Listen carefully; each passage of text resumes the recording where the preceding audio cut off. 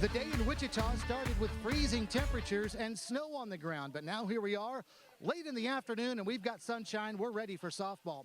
Welcome into Wilkins Stadium, everybody, in Wichita. I'm Steve Strain along with Jamie Hull. It's two teams that used to be non-conference rivals, now both in the American Athletic Conference. The Wichita State Shockers and the Tulsa Golden Hurricane opening up a three-game series with a single game here tonight. And Jamie, the Shockers got a big win in Oklahoma at Oklahoma State recently, but as far as conference play is concerned, they're also on a three-game winning streak as their bats really came alive at UConn last weekend. Yeah, absolutely, and none other than your seniors. You want to look for your seniors this time of year. Mckenzie Wright at third base came in the clutch against UConn this weekend. She had 7 for 10 at the plate for a double and a home run with 6 RBIs, lots of power from her, but she also hit some career milestones. She has 600 at bats, 100 RBIs, and 200 career hits as a Shocker. She's done some phenomenal work, and what better time to turn it on than your senior year right here in conference play. Now, as for today, though, it may not be easy at all. It usually isn't for the Shockers against a familiar face. Emily Watson pitching again for Tulsa today in Game 1, having another terrific year and putting together some very nice numbers. Yeah, Watson's one of those very dominant pitchers. She's leading the conference right now with 175 strikeouts. She's someone who's going to be, again, very dominant, someone who's going to be tough to hit. The Shockers are definitely going to be looking to turn their bats around and becoming someone that can really get things going. And she's also, you know, the 4th best ERA in the conference too. So she does not let a lot of runners on, and she doesn't let a lot of scoring happen either. 175 strikeouts leading the conference for Emily Watson on the season. Now, this is a big series for these two teams as well as the conference standings are concerned. Wichita State at 4-3. Tulsa's been a part of a couple of sweeps so far this season, but those two Florida schools have kind of set the tone, haven't they? Yeah, when you look at the South Florida and Central Florida, they're leading the conference right now, both 5-1. Wichita State's just a game behind them, and then Tulsa just a game behind that. So they're all very close together, but a very interesting standings right now as we progress through the American Conference. Ought to be a lot of fun tonight. Single game Saturday and then a doubleheader tomorrow that starts at 2 o'clock, by the way. That is a time change. Doubleheaders tomorrow starting at 2. But tonight we've got Game 1. Wichita State and Tulsa coming up next.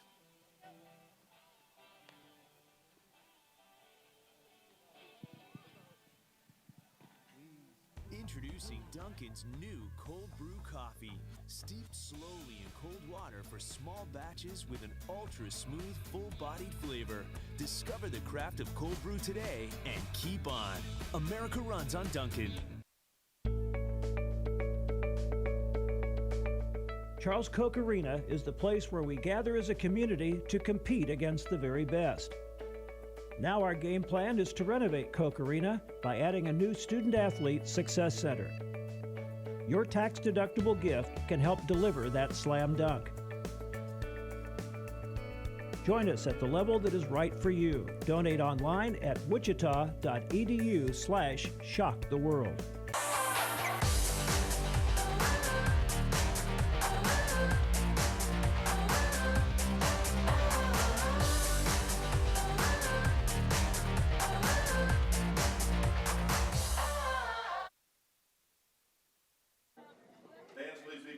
Well, we are a couple hours later than originally scheduled, but hey, we've got softball, and you can see it's a beautiful day now in Wichita. It's time for the Shockers of Wichita State and the Tulsa Golden Hurricane. Steve Strain and Jamie Hull with you back here at Wilkins Stadium, and what a change we've seen in the weather from what we saw this morning here in Wichita when this was around 10 o'clock this morning. You can see the snow on the field. They had the tarp here. Coach Brett Benner getting her hands cold and dirty along with her coaching staff and players shoveling snow.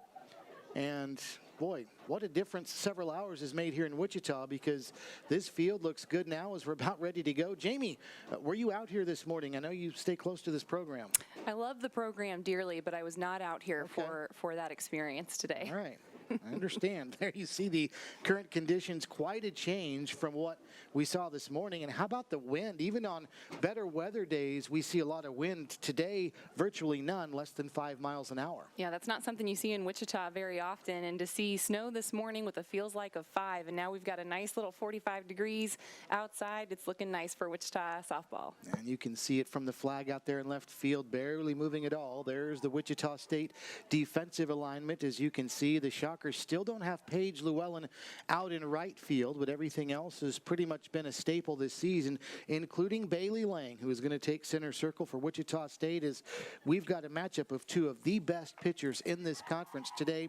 We talked about Emily Watson earlier. We will talk more about her later on, but Bailey Lang also among conference leaders, an earned run average at 2.72, the ERA for her, and looking for her 12th win of the year. Bailey Lang has been one of those people that Wichita State has leaned on all season so far. A transfer coming in, definitely a huge pickup for Wichita State. Here's the lineup for Tulsa. Lang will have her hands full, especially very early in the lineup against this Tulsa team, Jamie, that as a team is hitting 285 on the year, but up toward the top of their lineup, they've got some great hitters, some of the best this conference has to offer, in fact.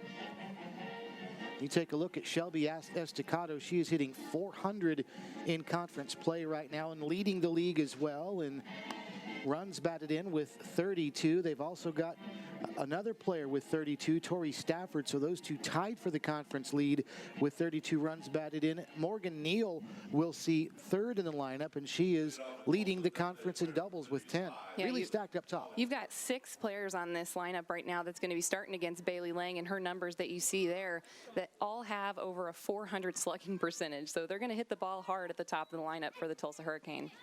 All right, so here we go, a couple of hours late, but we're ready for softball on a Sunday afternoon turning into evening, and Lang is ready. And at 5:01 Central Time, the first pitch is in there to Julie Hollingsworth, and it's a strike, 0-1. Doubleheader tomorrow. Of course, last night, game 1 of this series was originally scheduled to be played, but this is now game 1. We'll play 2 tomorrow, as the 0-1 is bunted back to Lang and over her, and that'll be a base hit. How about Hollingsworth going with the bunt that she actually popped up so high that it went out to shortstop and a leadoff base hit. Yeah, when you look at Hollingsworth's numbers, I'm not surprised that she would lay down a bunt in that leadoff spot. She's quick. She's 10 for 12 stolen bases. She does a good job getting on base with 42 hits on the season. I imagine a lot of them look just like that one. She did a great job putting that ball where the Shockers weren't to get on base for a leadoff hit. So here is Shelby Estacado that I was talking about moments ago, taking the first pitch for a ball. 1 ball and no strikes to Estacado. 400 the average, 4th in the conference. 32 runs batted in, leads the American, and a 658 slugging percentage as well. She is having another terrific season as she takes a strike. 1 ball and 1 strike. 28th appearance of the season for Bailey Lang. Hands full against Estacado here, the right-handed batter. Tulsa 23-14 overall on the season, has this one way upstairs. 2 balls and a strike. 11-8 the record for Lang, 2.72 the ERA. 116 innings Bailey has pitched this season, and she has surrendered 45 earned runs in those 116. 99 hits. She's walked 42, struck out 127. She's behind in the count here to Estacado, 3-1. As I mentioned earlier, though, it's a very top-heavy Tulsa lineup average-wise. If you can get through the first 4, you've got some work you can do, but not here. Estacado's going to send one out and over the fence and right, and just like that, it's 2-0. Tulsa's got the lead.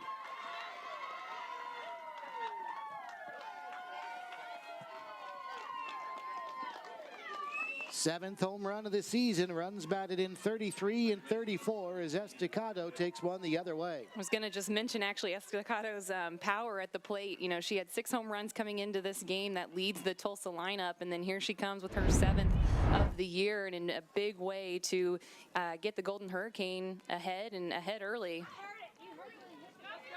So 2-0 just like that. Tulsa's grabbed the lead. Now Morgan Neal steps in from the left side of the plate. There was not much doubt about that one. And again, anything that goes out today, no matter where, is not really getting any help from wind. Rare in Wichita, but the winds at the start of the day less than 5 miles per hour. Morgan Neal takes a strike, 0-1. That was the 21st home run of the season for Tulsa. This might be 22, but it's going to hook and go foul. And 0-2 now, the count to Neal. So Lang is ahead here, Jamie, but maybe part of the problem to Estacado was the fact that she'd fallen behind 3-1. Yeah, and that's a dangerous thing to do against a good hitter. When you're behind a good hitter in a count with a 3-1, they've got the green light all the way, especially with the numbers that Estacado has put up so far this season. So she did what she's going to do when a pitcher gets behind, and it's really important for Lang to stay ahead of these hitters today. A ball and 2 strikes, and this one down and in to even things out. It's 2-2. Coming into the game, opponents were hitting .222 against Bailey Lang. So far, she's given up a pair of base hits, a bunt single and a home run. There is strikeout, though, one she really needed for the first out of the inning.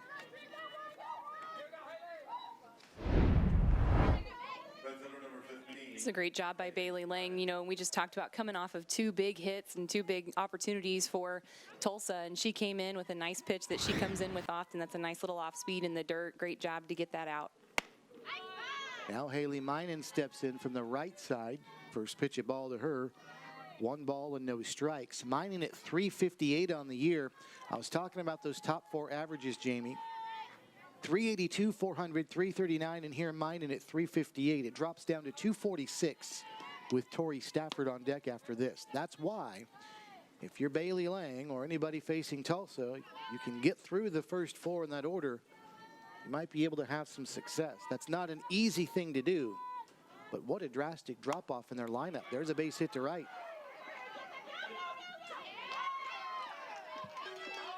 Asia Weber came on, tried to throw to first, but not in time. 3rd hit of the inning already for the Golden Hurricane. So 2 of the base hits, Jamie.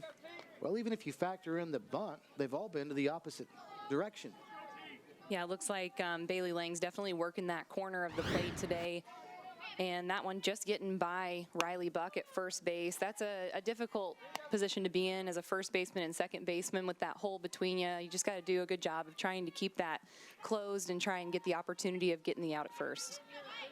No balls in his strike to Stafford. This one upstairs. Riley Buck at first base. Kaylee Hecker's over at second. Lori Derrico, the shortstop. Mckenzie Wright is the 3rd baseman for Wichita State. Morgan Palmer, Bailey Nickerson, Asia Weber, the outfield from left to right. As we show you right there and have the graphic to start the game. This one downstairs for a ball, and it's 2-1.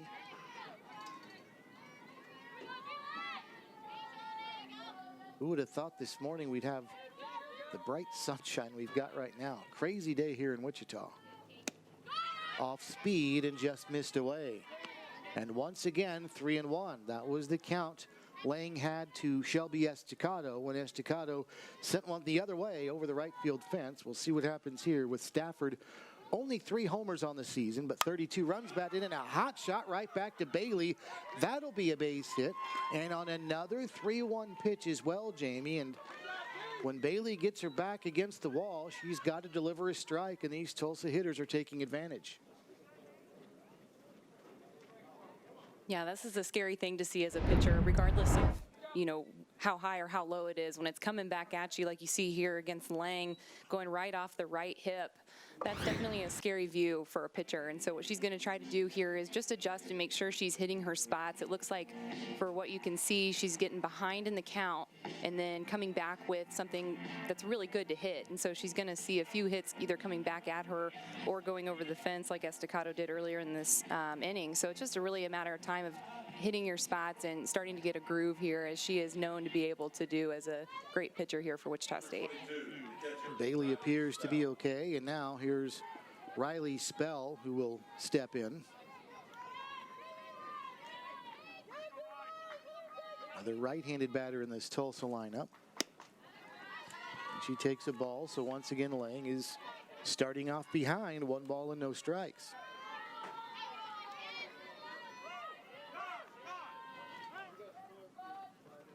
Now time is called. Christy Bredbender came out to speak with Lang to make sure she was okay, and now she's out to talk more about pitching right here.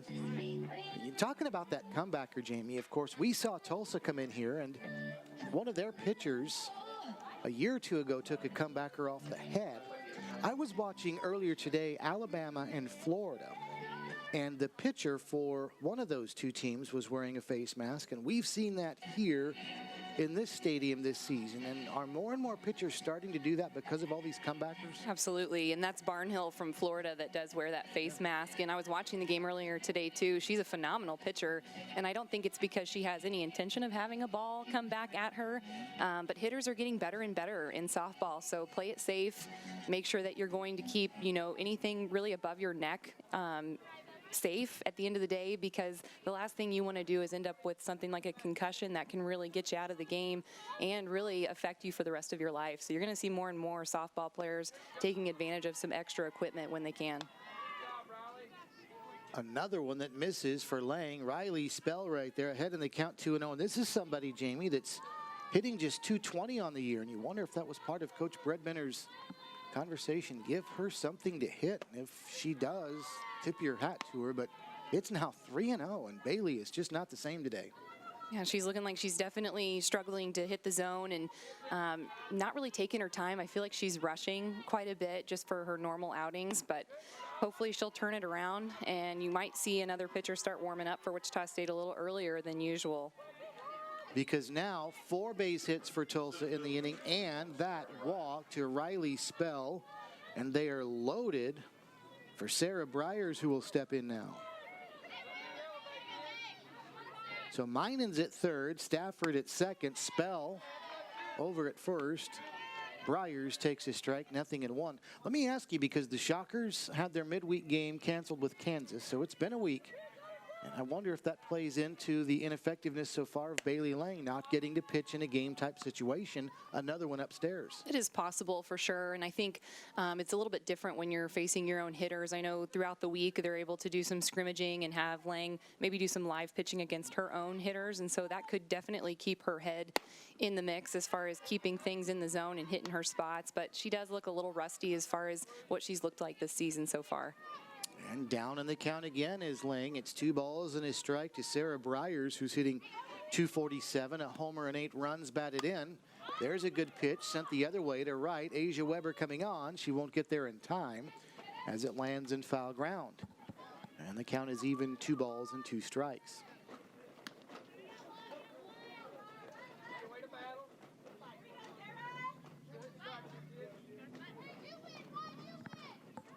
Tulsa's team batting average at .285. Their home run total, as I mentioned earlier, now at 21, and a slugging percentage of .415. These similar numbers to Wichita State, as this one is going to be fouled at the plate. And so the count is 2 balls and 2 strikes still, with Bryers returning to the plate. Records for these two teams fairly similar. Tulsa 23-14, Wichita State 21-12. Here it is again. As you can see, this one started off hitting her in the box, and so here we go again. High bouncer, tough play for Buck, charging in, and everybody safe. Not well struck, but it did the job, and Tulsa now leads by the score of 3-0 as Bryers safe at first. That's just not an easy play if you're Riley Buck charging in right there. If you have any chance of making a play at the plate, you've got to play the short hop right here, and that wasn't an easy thing to do. Yeah, and you really got to give your credit back to Bailey Lang as well. She came inside on Bryers a couple of times. That's a great pitch. I mean, she did an awesome job keeping Bryers from getting too hard of a hit, but she did just enough to get the score for Tulsa. That'll be the 9th run batted into the season for Bryers. It was a base hit. The 5th of the inning for Tulsa. They lead 3-0. They've still got him loaded and only 1 out. Bouncing ball to Derrico, and she can't play that one cleanly. They try to still get the force at second and don't. And another scores, and it's 4-0 Golden Hurricane. And an ominous start to this one for Wichita State. Well, there have been 5 base hits. This one at Laurie, though, we'll see if this one is not an error. It was pretty much right at her, and Laurie a lot of times is going to make that play but didn't hear. It was well struck, there's no doubt about that. And now Shannon Hughes is in, and she takes a strike, 0-1.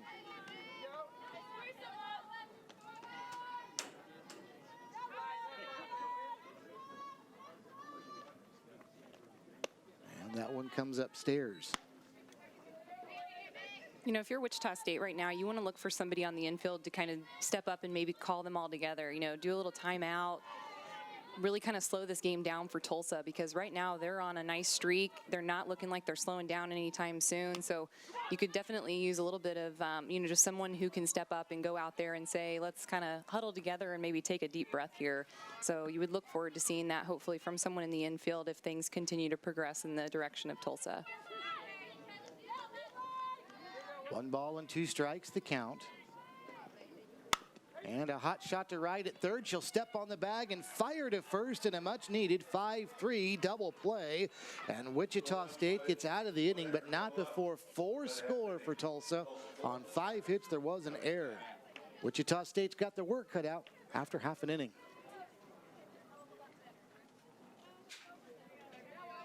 Take a short 10-minute walk over to a middle now. Become a part of history at Wichita State University by helping us complete X Stadium. A new 10,000 square foot performance facility will give our baseball, softball, tennis, and golf student athletes the strength and conditioning training space they need. Your tax-deductible gift will help us knock it out of the park. Join us at the level that is right for you. Donate online at wichita.edu/shock the world.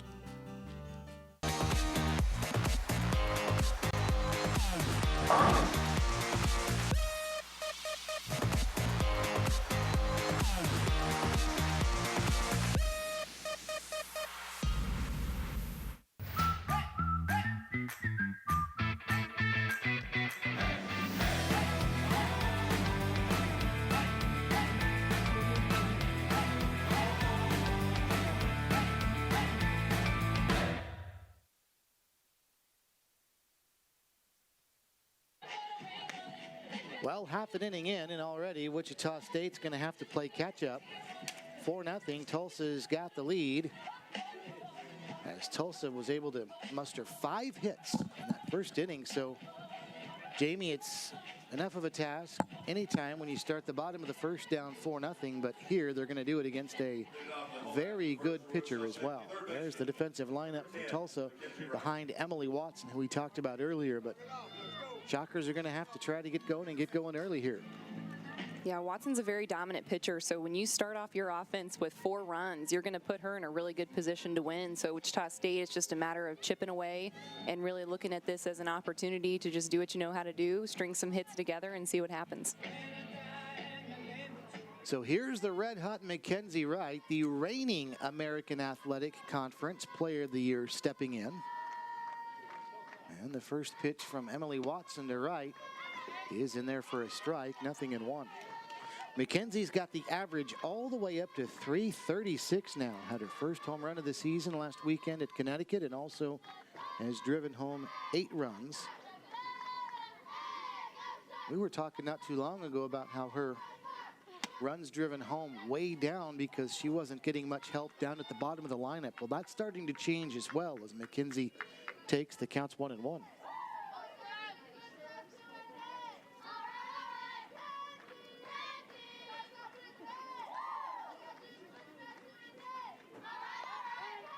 Now time is called.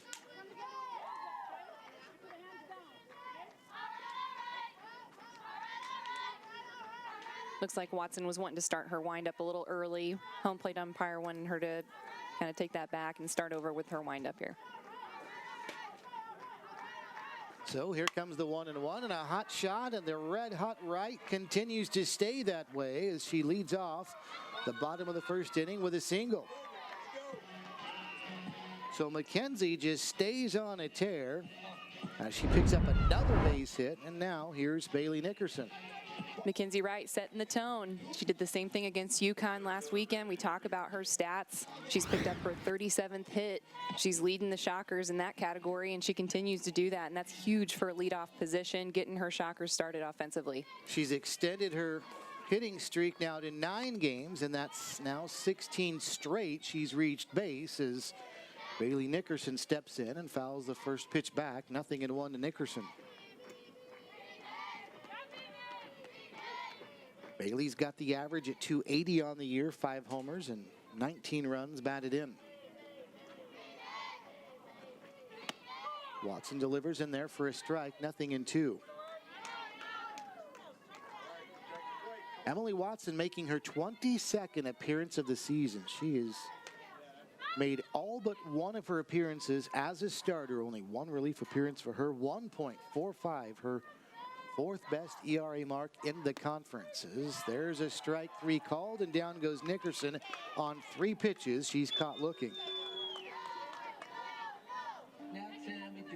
Pretty good pitch right there, Jamie. Nickerson was really frozen on strike 3. Yeah, it looked like Watson was really working the inside pitch. She continued to do that against Nickerson. I wonder if Nickerson probably thought that was a little low, but in the replay you can see it just passing right at the knees, and definitely a good pitch from Watson to pick up her first out. So now Lori Derrico is in, taking low for a ball, 1-0. Another one who's been swinging a red-hot stick as of late for Wichita State.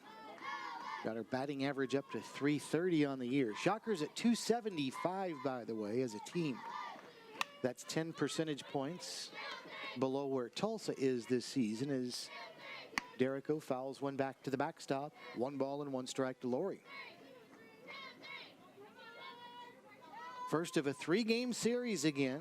Doubleheader tomorrow, and it's been pushed back, in case you haven't heard, to 2 o'clock. Swing and a miss, and it's 1-2. So we'll be up here a while tomorrow. Looking forward to it. Absolutely. It'll be kind of like the old Missouri Valley Conference days, where you get a doubleheader on the weekend and a single game as well. We'll just get the doubleheader on Sunday is the only difference. There's strike 3 again. And another one caught looking as Derrica goes down for the 2nd consecutive strikeout for Emily Watson. And that's now 177 for her on the year. Yeah, Emily Watson's a great pitcher. She's going to continue to work this inside corner. You can see it come on in. Looks like it might be inside to Lori Derrico, but when you see in the replay, it's a great pitch. Now, Emily Watson is not only recognized in the American for being a strikeout pitcher, but really nationwide. She's 12th in the nation right now in strikeouts, so she's going to continue to bring strikes across the plate to Wichita State this weekend. Paige Llewellyn sees a strike, 0-1.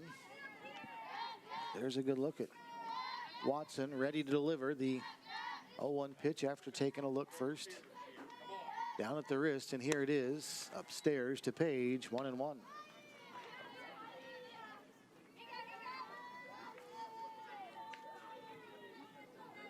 Emily Watson is from Edmond, Oklahoma. She is a senior. Shockers are certainly thankful for that. This is somebody they're not going to miss.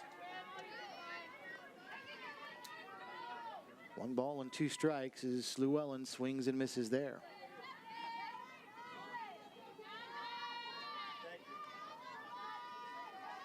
Watson now trying to strike out the side, and she does just that. She got 2 looking and 1 swinging, and after a leadoff base hit from Mckenzie Wright, Wichita State goes in order after that with 3 straight strikeouts. After 1, Tulsa up 4.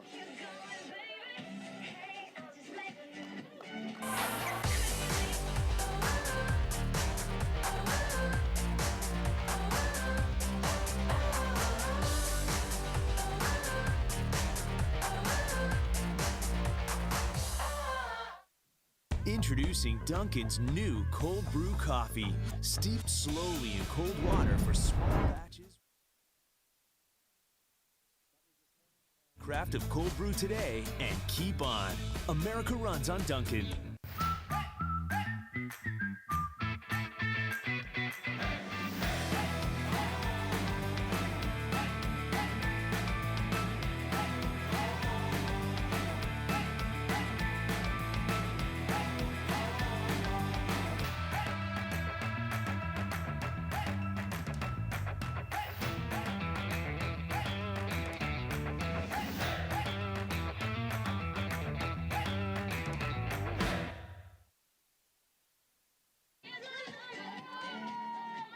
Tulsa right back at it after a 4-run first inning where they hammered out 5 hits.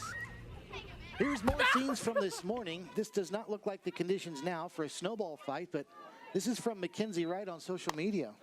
Team's having some fun in the snow this morning as Lori Derrico throws out Julie Hollingsworth. 6-3 put out, 1 away. But hey, how many times in April do you get to participate in a snowball fight? Well, and how often right after that, a few hours later, are you playing softball on a field that looks like that? Yeah, yeah, there it is again. Yeah, it looks like Christmas time out there.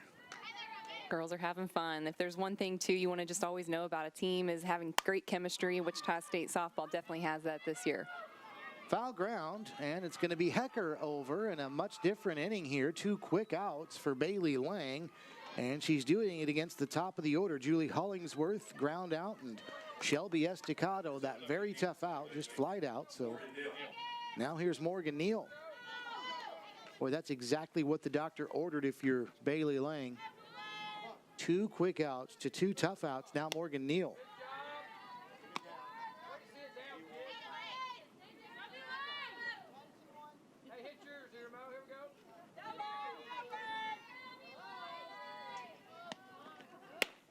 Pitches upstairs to Neal, and it's 2-0. I was watching the Royals on opening day last Thursday. They scored 4 runs, and they started talking about how tough first innings can be for pitchers. And I don't think it matters what the sport is. And as we touched on, as this one is chopped at the plate foul, especially when you haven't seen live action in a week, but just in general, sometimes you got to get out there and take your lumps and just get acclimated. It's a lot of pressure. I mean, all eyes are on you, starting pitcher. It's a lot of pressure for one person just in any sport, but you're exactly right. It can be the toughest inning. Well, the second wasn't. 1, 2, 3, and down goes Tulsa in very quick order after 1.5. Golden Hurricane by 4. For 1.5, Tulsa 4, Wichita State 0.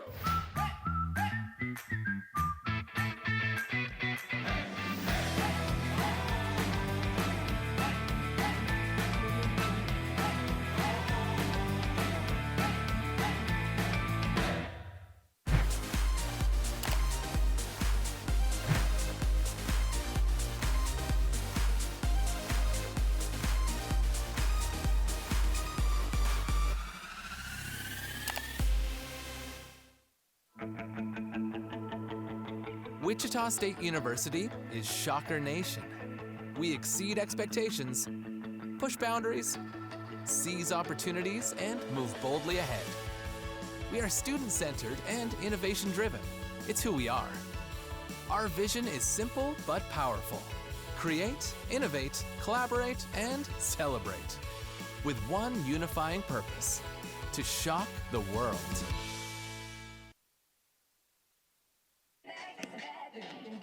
Well, the Wichita State Shockers didn't stay out in the field long defensively in the top of the second inning. Now, can they get their bats going against Emily Watson here in the second?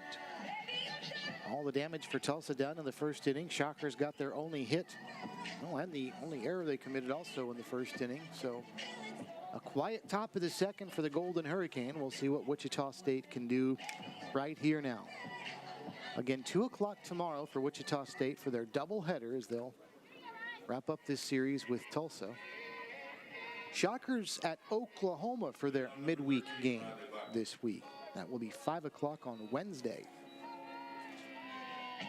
Then it's down to Houston, who's having a nice season in their own right.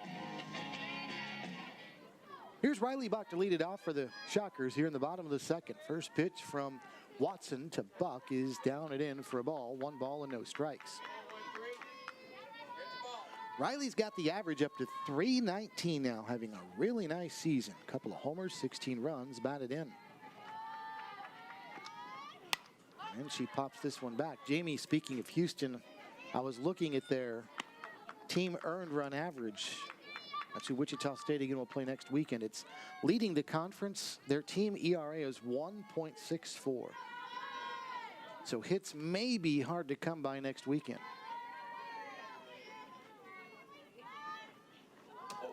That one got away. And you would assume that they're going to see this young lady twice this weekend. They're going to play Oklahoma Wednesday. How about the caliber of pitching Wichita State's going to be seeing in the next week? Not right there. Yeah, that one got away from Watson. That's going to happen every now and then, especially to a good pitcher. She's spinning the ball really nicely. You can see it coming in toward us, and that one just got away from her. Goes down and grabs a little bit of the rosin bag. Hopefully get a better feel for things. Counts even, 2 balls and 2 strikes to Riley Buck. Watson delivers, and that one just missed. She was trying to get her at the knees and almost did. Watson really wanted that one. That low pitch is so tough to hit and so tough to lay off of. I think Wichita State's certainly going to continue to see a low pitch from Watson continue throughout this series, one that looks really, really good, especially from back here with our view. Counts full, and a swing and a miss, and down she goes. That is 4 straight strikeouts now issued by Emily Watson. The first 2 were looking, and the last 2 have been swinging, and there's one away. We continue to see Watson work the inside half of the plate. This one coming in actually would have been ball 4, but Riley Buck having to protect, and that one coming in for strikeout number 4 in the game so far for Watson. Now the pitcher versus pitcher battle, and Bailey Lang sends one right back our way into the screen. 0-1. Some people in here actually flinched, but I'm not going to name names. Bailey at 281 on the year, 3 homers, 13 runs batted in. Wasn't you, was it, Jamie? Wasn't me. All right.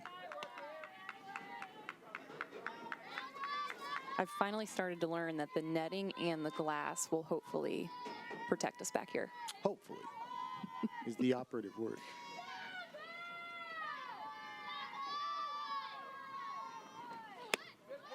Down and away as Lang shows bunt right there. The count is now 2 balls and a strike to Bailey.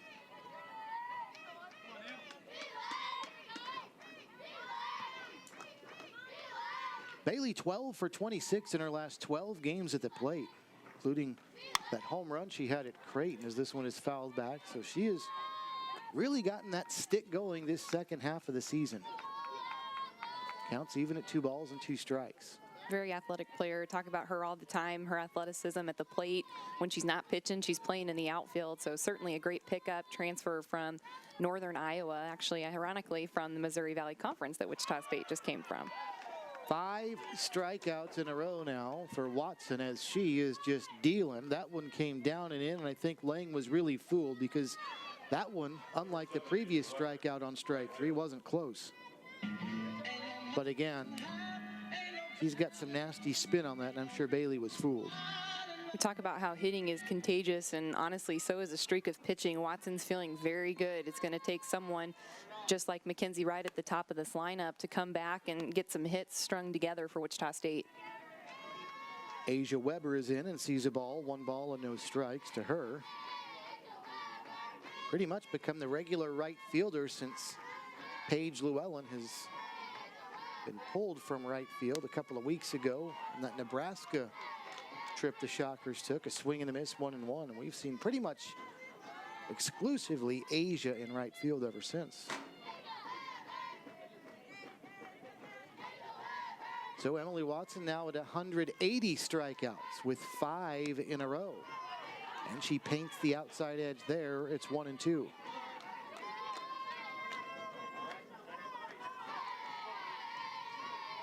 Mckenzie Wright led off the bottom of the first with a hard hit single up the middle, and it's been 5 strikeouts in a row since. And the 1-2. That one down and away, 2-2.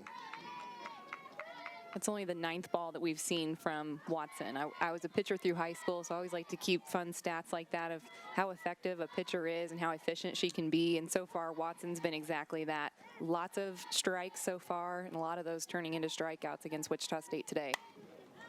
Sent the other way, foul ground. This one is going to hit off the roof of the batting facility for Wichita State, and staying alive is Asia. It's 2 balls and 2 strikes still.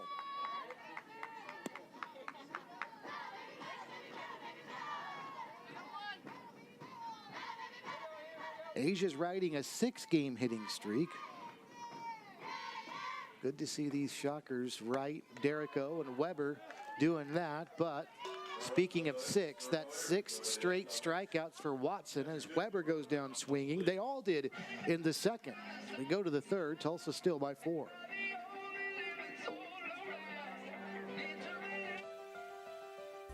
Wichita State University is preparing today's students to become tomorrow's leaders. The Shock the World campaign is raising $25 million in private funds for a new home for the W. Frank Barton School on the Innovation Campus. Invest today in tomorrow's business leaders by calling 316-978-4076 or visit www.wichita.edu/shocktheworld.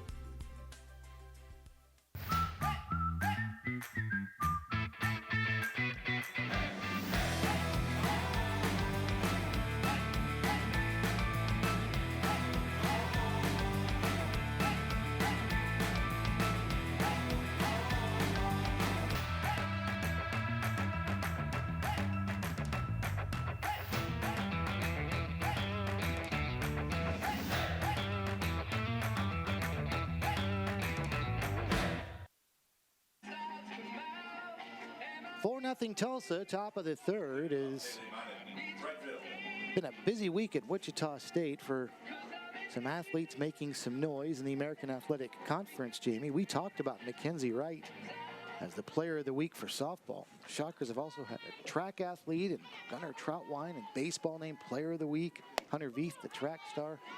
Been fun. Of course, every time that happens is the first pitch in is a strike here to start the third inning to Haley Mine. And there you see Mckenzie Wright, Gunnar Troutwine, and Hunter Veith. A decathlete, but all making history when they do that, Jamie, as these are firsts as the Shockers members of this conference. Yeah, Veith is actually sitting at #1 in the nation right now with his score of 8,046 in the decathlon. So great shout out for him. And Gunnar Troutwine went 7 for 12 with 2 home runs, drove in 5 RBIs and a walk. So definitely somebody who's going to be standing out. All 3 of these athletes, just a big congratulations and great job representing the American. 0-2 here. And a pitch outside for a ball to Haley Minen, who singled back in the first inning.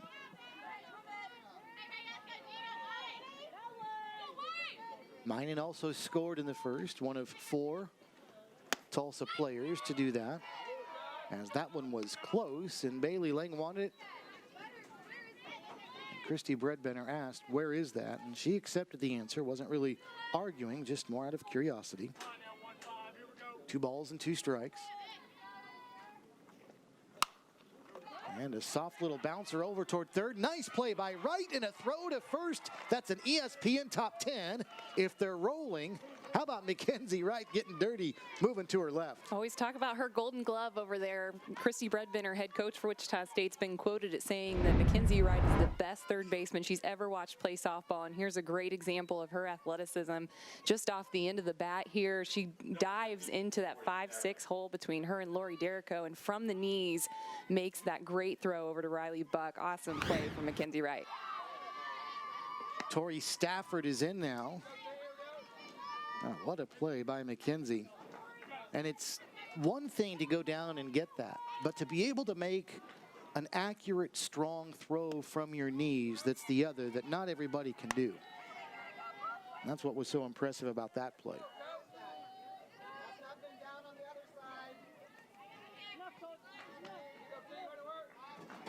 One ball and 1 strike. Stafford also singled back in the first inning, down and away. And it's now 2-1. See both pitchers really working the bottom half of the strike zone today. And, you know, we've seen Watson for Tulsa really being effective with that. And it looks like Bailey Lang certainly looking to do the same. They're coming up in the zone. That's her typical. She'll do a lot in the zone up high, but today going to definitely work that lower half in order to really work with the umpire strike zone that we've seen so far today.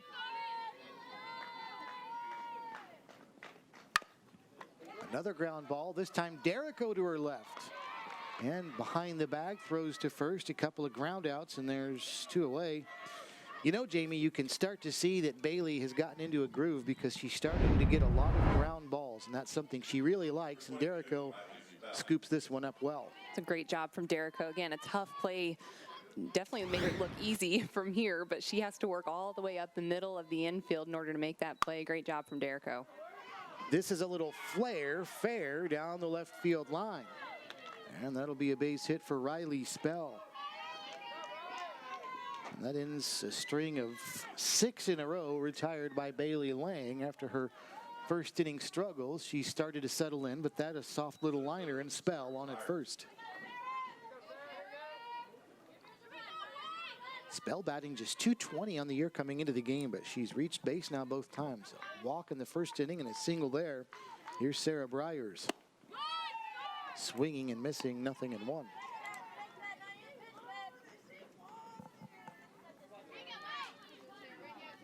This Tulsa team has been a part of 2 sweeps so far in conference play. A couple of weeks ago, they were swept at Central Florida, but then they returned the favor by sweeping East Carolina last weekend in conference play. No balls and 2 strikes here as Lang is ahead in the count. And this one sent into right center. Moving over to her left is Nickerson, and she'll chase it down. So a harmless 2-out single. That's all for Tulsa after 2.5. Golden Hurricanes still by 4. Introducing Dunkin's new cold brew coffee, steeped slowly in cold water for small batches with an ultra smooth, full-bodied flavor. Discover the craft of cold brew today and keep on. America runs on Dunkin'. Charles Koch Arena is the place where we gather as a community to compete against the very best. Now our game plan is to renovate Koch Arena by adding a new student-athlete success center. Your tax-deductible gift can help deliver that slam dunk. Join us at the level that is right for you. Donate online at wichita.edu/shocktheworld.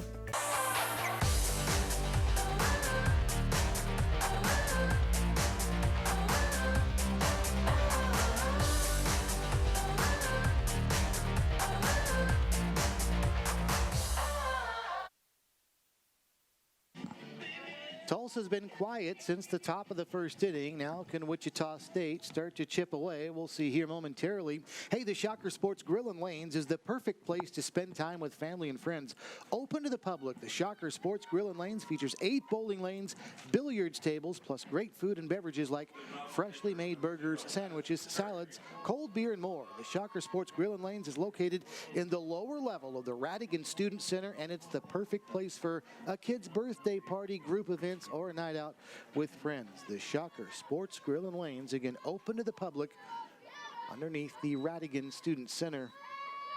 Here's the first pitch of inning number 3 now, in the bottom of the 3rd inning anyway, and it's to Madison Paragon. She takes a ball, 1 ball and no strikes. Paragon Palmer then back to the top of the order with Mckenzie Wright. And a strike again to Madison, and it's 1 ball and 1 strike. Emily Watson, 6 strikeouts in a row. Shockers had a leadoff single from Mckenzie Wright in the bottom of the 1st, and then it's been 6 up, 6 down since, all with K's. 1 and 2 to Paragon, Jamie, as Watson just continues to throw him across the plate. Definitely continuing to hit the inside half of the plate, and you can see a very tight spin coming in. Definitely looking more like a screwball type spin coming from Watson. Very effective, staying low in the zone, but hitting the inside half of the plate for a strike. Paragon thought about it. In fact, they'll appeal, but she did not go around. Madison sitting at .221 with the average. Right about where she was when we last saw her here at home with Memphis here a couple of weekends ago. Here comes the 2-2, and she gets a decent piece of this one, sends it to left field, but playable for Witten, and she'll track it and make the catch, 1 away.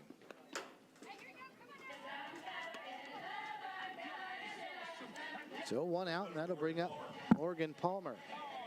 Definitely a streak that Wichita State offense was looking to break. Great job from Paragon. Nice piece of hitting from a ball up in the zone, went all the way out into the left field. So an opportunity there for Wichita State to see that Watson's strikeout streak has been discontinued at 6. Morgan Palmer slapping 1 foul up the 3rd baseline.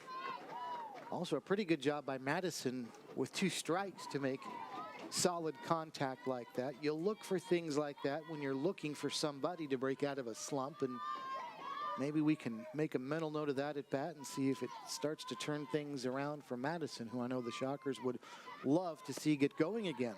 Down and in to Palmer, and it's 1-1 to Morgan. 182 for the average for Morgan Palmer.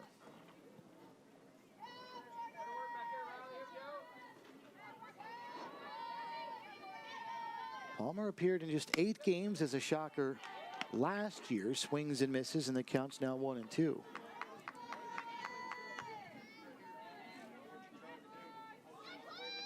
Palmer's going to be the quickest Wichita State player in this starting lineup.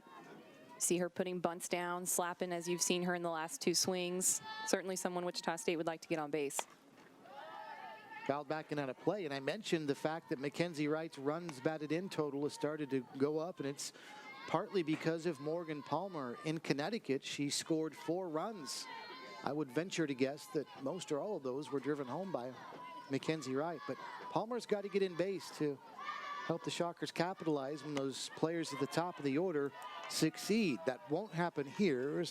Back to striking him out is Emily Watson. That's 7 now, and 7 in the last 8 batters. You can see again Emily Watson really working that corner, and that's the same pitch that you see that's breaking in on a righty that then went away from Morgan Palmer, who's on the left-hand side. Again, a screwball is going to be the pitch that the pitcher is going to be looking to really hit that side of the plate with, keep a tight spin, keep it low in the zone, and it's been very effective for Watson so far. Well, you can't get anything past Mckenzie Wright. She is just on a tear. 2 hard hit base hits, crushed one to center field in the first inning, and a well-struck one there to left. She is just on a torrid pace right now with base hits, Jamie. Mckenzie Wright coming in the clutch again, like we talked about earlier. She's staying hot. Hitting's contagious, and she's feeling it right now. She's putting it where the Tulsa Hurricane are not, and definitely providing a little bit of power for her offense today, looking to really get something started for Wichita State. So can the Shockers get a little 2-out rally here now? Bailey Nickerson will foul one back over the screen. 0-1. Nickerson started the string of consecutive strikeouts for Emily Watson. She was caught looking in the first, and she was one of 6 in a row that Watson retired via the strikeout. Here comes the 0-1. Down and away. Nickerson really fooled on that one. Nickerson's going to be the lone freshman that's actually in the hitting lineup for Wichita State today. She's been someone who they have certainly leaned on. She's done a great job adjusting from high school ball to this level of ball here at Wichita State. So definitely looking to, compete against someone like Watson, who is a senior with a lot of power, and definitely someone who's dominant and a lot different than what she's faced before this year. Barely got a piece of that Watson offering to stay alive. 0-2.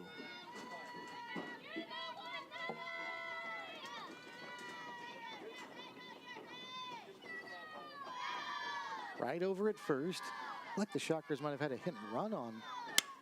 And they're going to be doing that here. A hit and running to third base is Mckenzie Wright. She's going to get there safely. A nice piece of hitting for Bailey Nickerson, taking one the other way, and the Shockers now do have a little bit of noise they've started with a bit of a 2-out rally, a couple of hits in a row. It's a great job of stepping up with Nickerson. She's in a really tough situation with 2 outs against a great pitcher in Watson. She takes this one all the way into right field, and as you mentioned, Steve, Mckenzie Wright didn't even hesitate. She continued all the way down as she slid into third base safely. Great job from Wichita State. With 2 outs, they might be looking to rally here. Now, can Lori Derrico do something about it? This inning started off very quietly. A flyout by Madison Perrigan and a strikeout to Morgan Palmer, but a couple of base hits back-to-back, and all of a sudden the Shockers with runners at the corners. Derrico fouls the first one back, 0-1. Well, we're getting to that stage in the lineup where I could sound like a broken record, but for the record, Derrico struck out her last time up. I might be saying that for a while. This one's off the backstop above the first base dugout. Paige Llewellyn is over there in the on-deck circle nearby, taking cuts, hoping to get up this inning. No balls and 2 strikes, though, the count to Lori. To differentiate, Lori was caught looking her last time up. This one might be playable behind the plate. Nope. Spell ran out of room. And Derrico stays alive.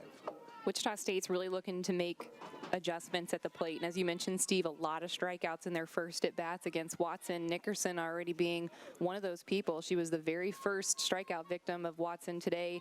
Turned around and got a line drive base hit just now. So Derrico looking to continue that streak and make the necessary adjustments at the plate.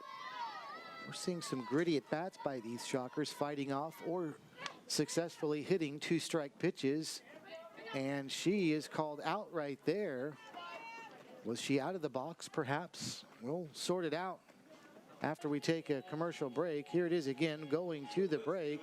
We know this, Wichita State's down 4. Lori Derrico was called out as she swung and missed at a pitch that hit her. There you go. Okay. So she came up completely empty and it hit her, but that's a strikeout swinging. And another K for Emily Watson. To the 4th, 4-0 Golden Hurricane.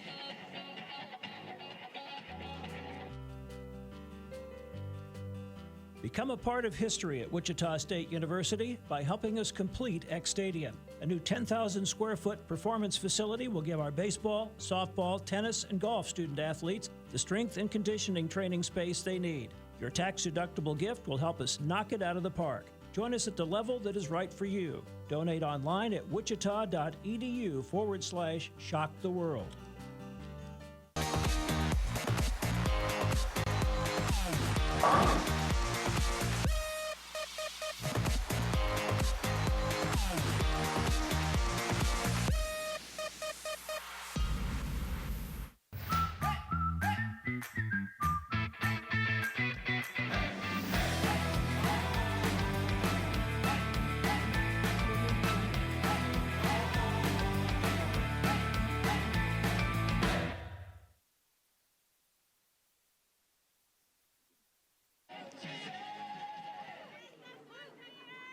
Kind of slow through the top of the first inning, but things have sped up since, as both teams scoreless since the top half of inning number 1.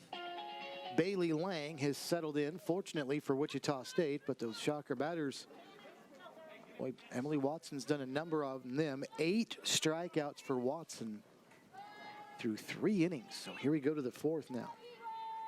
And leading it off for Tulsa will be Shannon Hughes. And the first pitch to Hughes, she thought about it and she did not go. 1 ball and no strikes. Getting back to that strike 3 at the bottom of the 3rd inning though, Jamie, it just is another indication of how much Emily Watson is fooling these Shocker hitters, because that one was obviously way inside to Lori Derrico. She swung at a pitch that eventually hit her. She's continuing to work the inside half of this plate, and it looks like that one was just going to continue to curve right into Lori Derrico, and she did swing. And in fact, anytime you do swing at a pitch that hits you, that'll be strike against the batter. That one sails upstairs, but you know, just the point again though is just how that illustrates how much Watson is fooling these Shockers up there, mixing up her pitches, mixing up the location, and really keeping them guessing. 3-1 here as Lang has fallen behind in the count again.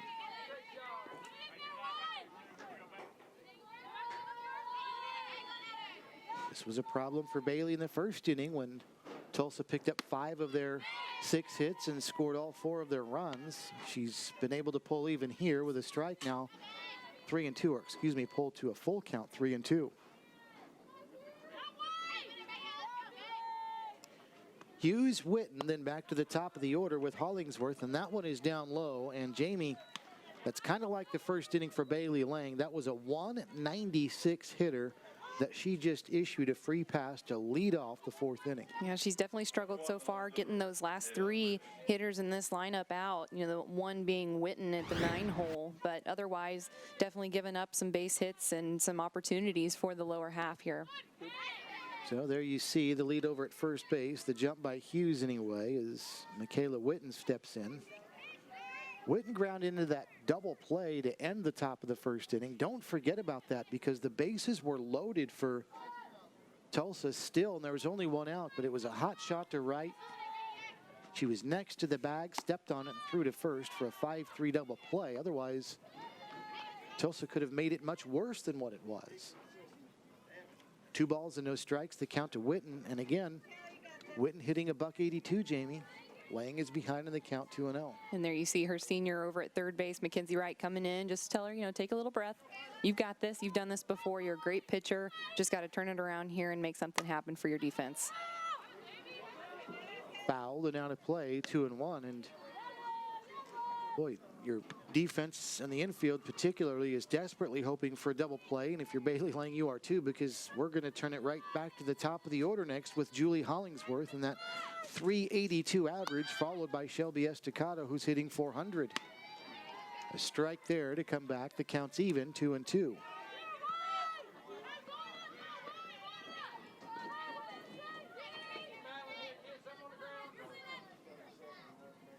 Two balls and two strikes. Took something off, a grounder over to third, and it's just outside the bag. That one looked like it was fair about 99.9% of the way. And then just as it got to the bag, it did. That was a good call by the home plate umpire. Trickled to where right fielded it just on the outside of the bag. Here it is again. Yeah, you can see Mckenzie Wright sticking with it right here. This is tough. You see it coming all the way toward the base. And as a third baseman, that base is there and could be an obstacle for making a play. This one sent the other way and deep. It's going to bounce off the fence on a hop, and it's going to be a two-baser for Michaela Witten, and down to third goes Hughes. So the double puts him at second and third. And now back to the top of the order we go, as the bottom of the order for Tulsa continuing to get on base. This time they do it via an opposite field double from Michaela Witten. You can see this ball going all the way to the wall. Asia Weber doing what she can to play the hop off the warning track out there on the stadium here at Wilkins Stadium, and that coming all the way in to Riley Buck is the cut. And unfortunately for Bailey Lang, that does bring up the top of the lineup with nobody out. So Julie Hollingsworth is in. Hollingsworth is 1 for 2 with a single. She's grounded out to short. She's ahead in the count here. 1 ball and no strikes. Third baseman for Tulsa in from the left side. Down low. Shelby Estacado's on deck with an opposite field homer, hitting .400 on the year. Things getting dicey again for Bailey Lang. 2 in scoring position. 2 balls and no strikes to Hollingsworth. And can't see if there's activity in the Shocker bullpen, Jamie. You'd think there would be. In fact, confirmed there is, and you'd think that Bailey could be very near the end of the line right here. 3-0. In fact, did I just hear Christy Breadbender say she's warmed up? May have just heard that, yeah. She might have heard me, but we could pick that up from our crowd mic. Making the call from in here, Steve? Part-time? Just speculating. I try not to do that. I leave that up to coach. Bouncing ball to Derrico. Lori does a nice job just to keep it from staying in front of her, but that's going to score a run. The 5th of the game for Tulsa on an infield hit for Hollingsworth. Hughes comes home to score. Well, we'll say this for Lori, although it scored a run, if she doesn't dive and make that outstanding effort right there, that's another run for Tulsa. As you can see, Christy Breadbender is on her way out. We'll see if she's got the hook, but nice play by Derrico, at least to stop it. Definitely. This is Hollingsworth's bread and butter. She's going to try and put it hard on the ground to get herself safe at first, and Derrico did everything she could to charge the ball and keep it in the infield for Wichita State and keep runners at first and third, although it did score a run with Hughes coming in to score, but definitely an opportunity that was saved from Derrico. Well, Coach Breadbender, there you see her in the circle, has not made the decision yet. We overheard her telling somebody she's ready, whoever it is in the bullpen. And Coach Breadbender is looking that way and just gave the thumbs up. And it looks like that will be the end of the line for Bailey Lang. So Lang only survives 3 innings plus 3 batters into the 4th inning, but does not get anybody out. And we'll see if it's not Bailey Klitsky that comes on in relief for Wichita State, as the Shockers down now 5-0 here in the contest. And indeed, it will be Klitsky that will come on and pitch for Wichita State. So Lang is still responsible for the runners at first and third. So far, 5 runs have scored in the game for Tulsa, 8 hits. As we'll see if Klitsky can do what she did starting a couple of weeks ago so very well. She was terrific against Memphis, and then she came back in a midweek game a couple of weeks ago against Oklahoma State. She was also solid in that game. Yeah, Bailey Klitsky's appeared already in 17 games, but only 2 starts. So she's used to coming in really tough situations. We talk about her all the time as someone who can come in and do really big things under pressure. And she is someone that Wichita State's leaned on, both her and Lang coming in from the left side, but having very different mentalities on the mound, as well as very different pitches that you'll see from her. And you can see her numbers there. She's 6-1, so definitely a pitcher that's done a great job for Wichita State coming in. There you see the numbers, and they've gotten down to that thanks in part, Jamie, to get this. 7 games now, she has pitched hitless softball. 16 1/3 innings in a row. She's not been hit on. That's 2 complete games without giving up a hit. Yeah, you want to talk about the great team chemistry. They've already nicknamed her Clutchski, because she comes in the clutch and she does really big things here on the mound for Wichita State, looking to do that same thing today as she is behind and down 5-0 here in the 4th inning against Tulsa. So here we go. Klitsky now will step in. Shocker fans, by the way, if you want to shop the largest selection of Shocker merchandise at the official store of Wichita State, the University Bookstore is the place to shop, located on the 1st floor of the Radigan Student Center on campus. You can also shop online 24/7 at WSUBooks.com. Find everything you need for every generation of Shocker Nation. Join our Shocker Rewards program for cash back on future purchases. The University Bookstore, the place to shop. All right, here we go. Klitsky, first batter she'll see is a tough out. Shelby Estacado in that 400 average starting the game. And Estacado takes down and away for a ball. 1-0. Estacado, the opposite field home run to right in the 1st inning, set the tone for this one. She flied out to second in the 1st inning, in the 2nd inning. So she's 0 for 2, but both times, Jamie, interesting, she's gone the opposite way. Good stop by Perrigan, so the Shockers on the right side. Hecker, Buck, and out in right field, Weber need to be alert, because this is somebody that can spray the ball really well.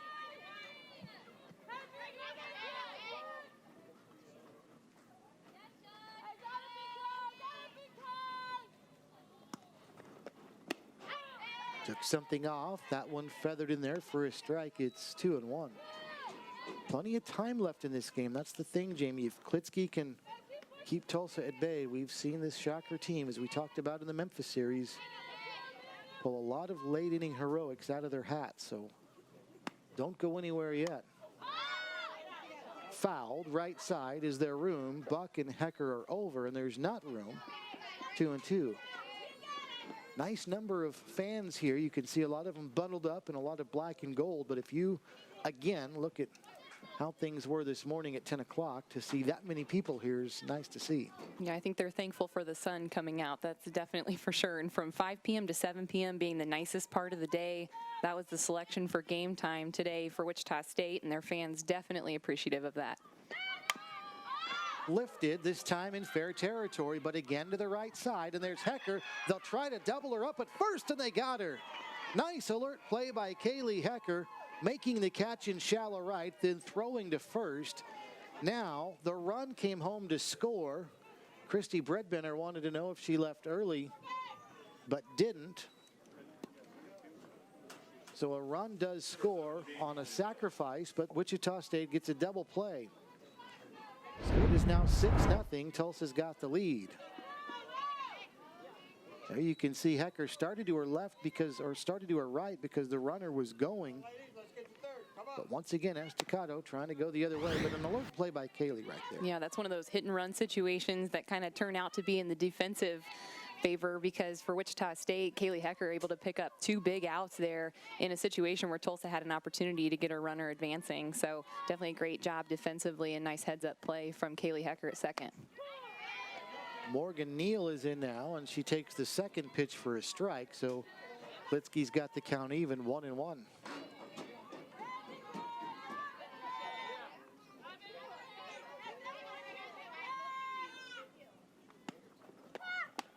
And a swing and a miss. That's how good Bailey Klitsky is right now. After all the struggles through 3 innings plus a few batters, she's faced one batter and she's already gotten 2 outs. When you're on, you're on. High and away for a ball. I'm telling you, she loves the really tough situation. She comes out and she makes sure to get her team and the rest of her players out of some really difficult situations. And so far this season, she's continued to do that. And today, picking up 2 big outs in just 1 pitch is a great job from Klitsky to make a difference for her defense. Just inside, Bailey was heading to the dugout. She thought that was strike 3. She's still looking back in disbelief. You can see right there. Well, you want to talk about clutch situations.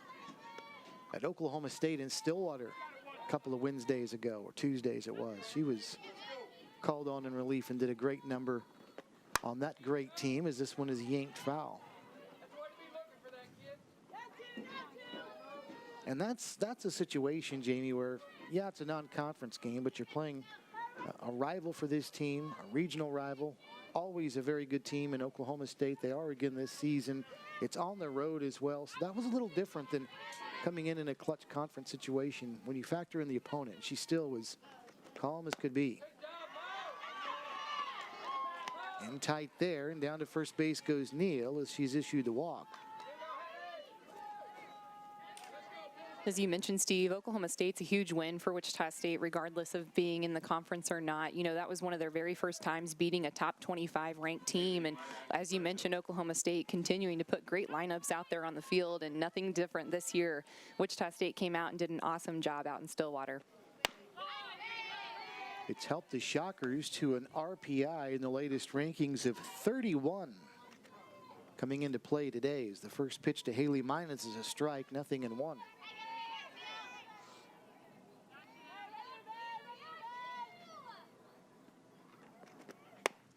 Upstairs, you know, getting back to Bailey though and her mentality, even though she is cool in the circle, she is not a very, what you would say, cool, calm, collected player personality wise. She's very, very loose and likes to have fun, and she'll show you that she's having fun as well.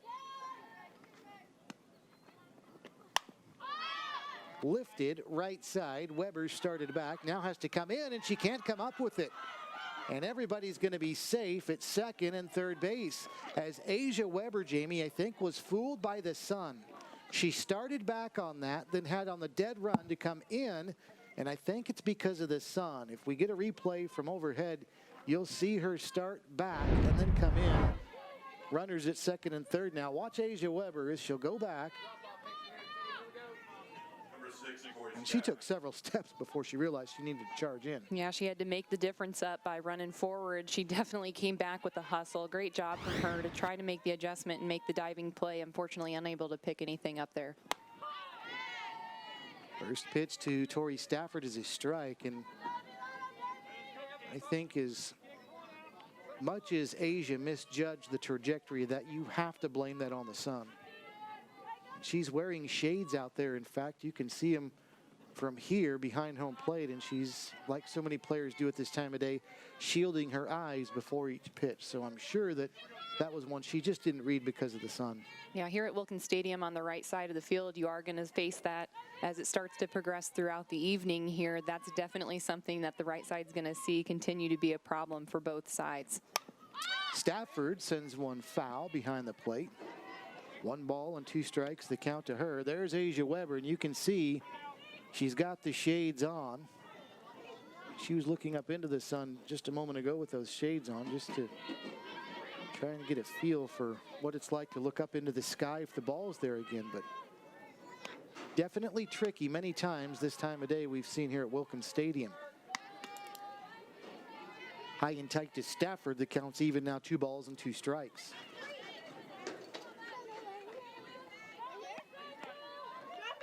Stafford singled in the first inning. She scored later in the inning as well. Barely gets a piece of it. Stays alive, 2-2. Nice little off speed from Bailey Klitsky. She does an awesome job with her changeup. She can come in high and fast with a nice little rise ball out of the zone that's going to be upwards of the high 60s, mid 60s, and then you come back with the off-speed pitch that's going to take off about 20 miles an hour, and that's definitely going to fool some hitters. She did a great job with that, and honestly, a really good job from Stafford to get a piece of it. 2-2 with 2 on and 2 outs, and the pitch. A little grounder over to first, and Buck is just going to tag the runner out to retire the side. 2 more, though, score for Tulsa in the inning. They've upped their lead as we're halfway home. 6-0 Golden Hurricane.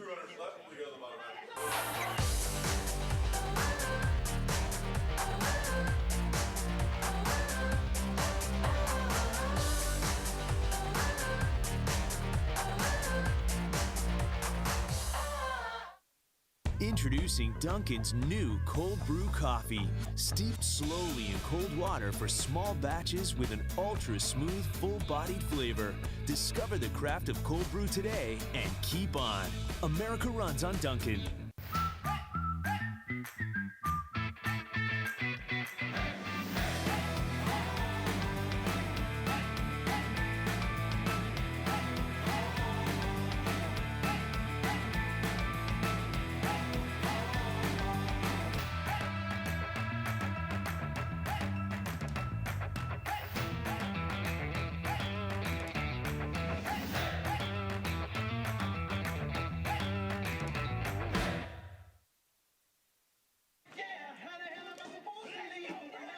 On to the bottom of the 4th inning now. Wichita State is seeing their deficit increase now to a 6-run lead for Tulsa. It's 6-0 Golden Hurricane as they scratched across 2 more in the top of the 4th inning. And so here we go. The Shockers against Emily Watson here in the bottom half of inning number 4. Paige Llewellyn to get it started for Wichita State. Then Riley Buck and Bailey Lang was scheduled. We'll see if it's Bailey Klitsky that's going to hit for her out of the 6th spot. But there's Emily Watson. 8 strikeouts in the game for Jamie. We've only played 3 innings, and here we go. Swing and a miss to Llewellyn.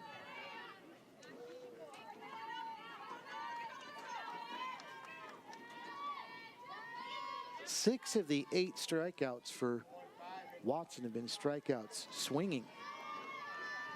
Llewellyn is one of those strikeout swinging victims back in the 1st inning. Takes down here, 1 ball and 1 strike to Paige.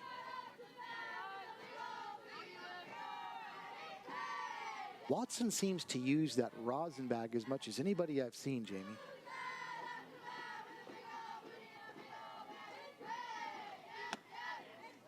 And I think if you're a softball pitcher watching this game, you might want to start figuring out what that thing's all about, because it sure works for her. Definitely, yeah. And sometimes as a pitcher, it almost becomes part of your routine. She may not even be using the full effects of what a rosin bag can do, but it becomes so a part of what you're used to doing. Your muscle memory's there. And as a pitcher, I know for a fact routine is something that you really look into getting into, and she's certainly done that today. There she's got it again. Just a quick little squeeze between pitches, then drops it down behind her on the right side, and she's back at it, ready to deliver a 2-2 that Llewellyn swings at and misses, and down she goes. So Paige strikes out swinging for the 2nd time today. That is strikeout number 9 for Watson, and there's 1 away. This one again, not really close, which means she's really fooling these hitters. Yep, and again for Watson, she's ahead in the count, so she can throw what she wants. She can throw it in the dirt, she can throw it over your head, and as a hitter, it's really hard to make the adjustment and know if you should swing or not, because she's thrown a lot of really great pitches, especially early in the count, and she's certainly looking like she's continuing to fool this Wichita State offense.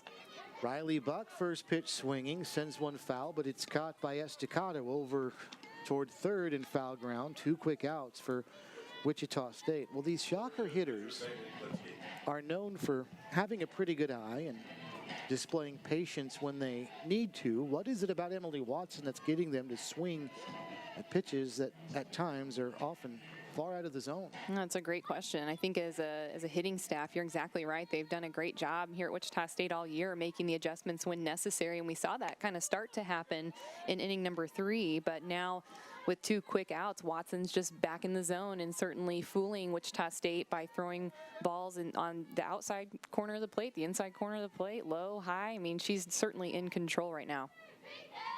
Bailey Klitsky is in there for Wichita State hitting. Came on to pitch in relief of Bailey Lang, and now she'll hit out of that spot. Something she's doing a better job of. The more at-bats Bailey Klitsky gets, the better she's gotten this season, and she's hitting .250 right now. Started the season having never picked up a career hit and had a few at-bats this season before she did. Not here. This is a completely different deal with Emily Watson, who strikes out 2 more. She's got 10 already. We go to the 5th, 6-0 Tulsa. We'd like to recognize Kansas script tonight. Yeah.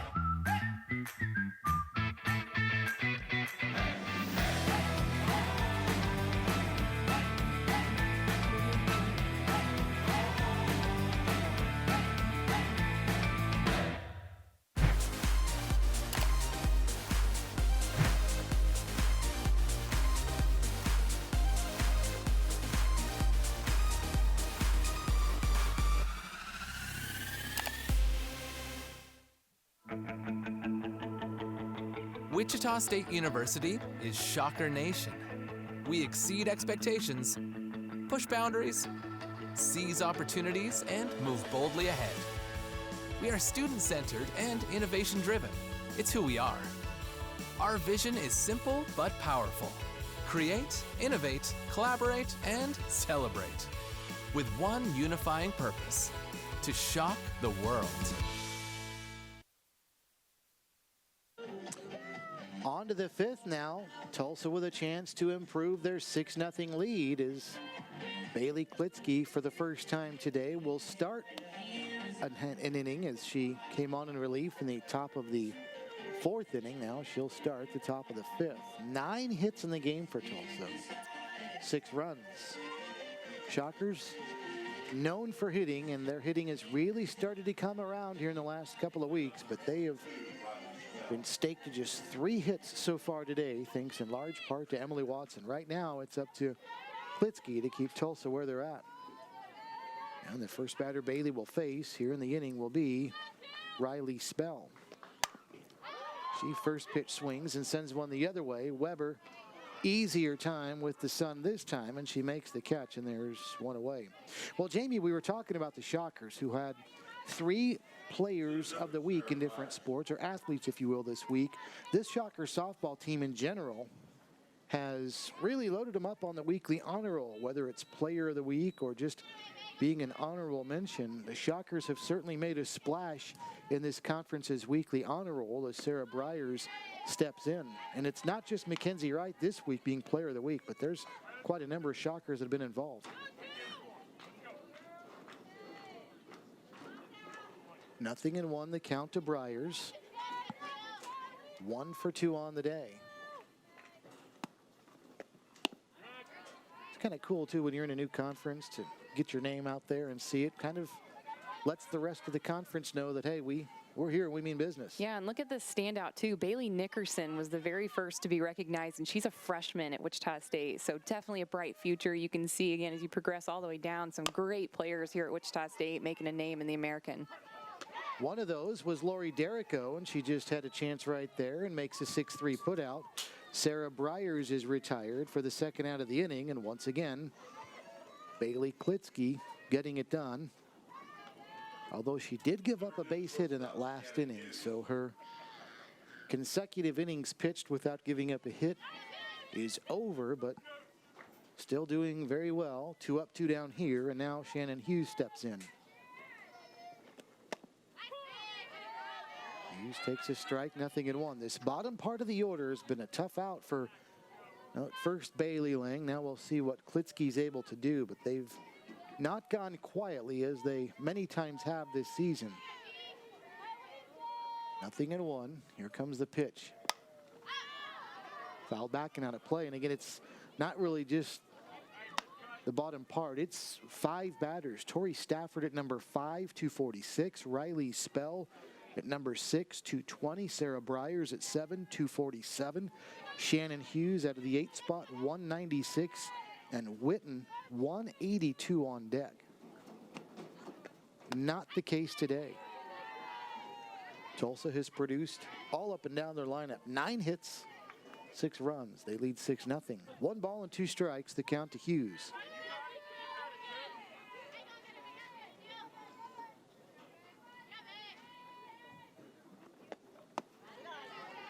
Down and away.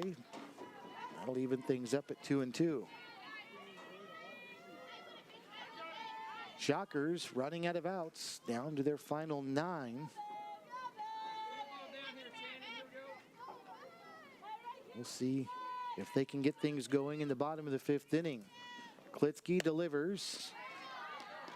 Thought we were heading to the bottom of the 5th right there. That one was close, but it's now a full count, 3-2. Here it is again. Klitsky really trying to catch the lower half of the strike zone, just missing there. Was in fact a ball. It did go below the knees of Hughes at the plate.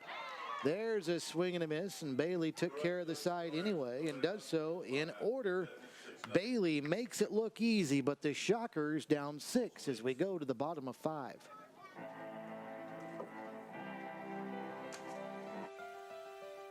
Wichita State University is preparing today's students to become tomorrow's leaders.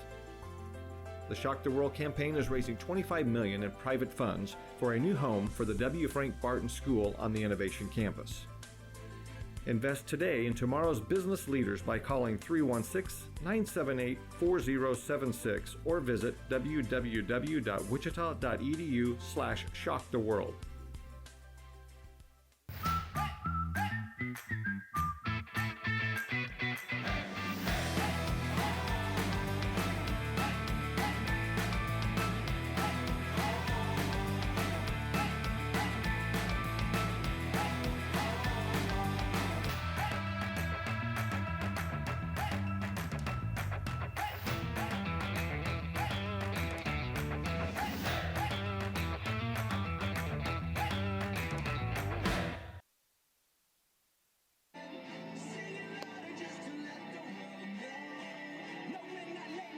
Things not so bright for Wichita State on an otherwise sunny day, or at least what's turned into a sunny day. But Wichita State trailing Tulsa 6-0 as we go to the bottom half of inning number 5. Steve Strain and Jamie Hull with you here on a Saturday evening, and we'll have afternoon softball tomorrow that starts at 2 o'clock. Again, in case you saw the doubleheader tomorrow starting at noon, you didn't see wrong, but that has since been changed as of this afternoon.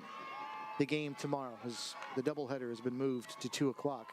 There's a base hit. Good start to the bottom of the 5th. Asia Weber sends one into center field. And the Shockers have their 4th hit of the game and their leadoff batter aboard for just the 2nd time. Asia Weber, a leadoff single.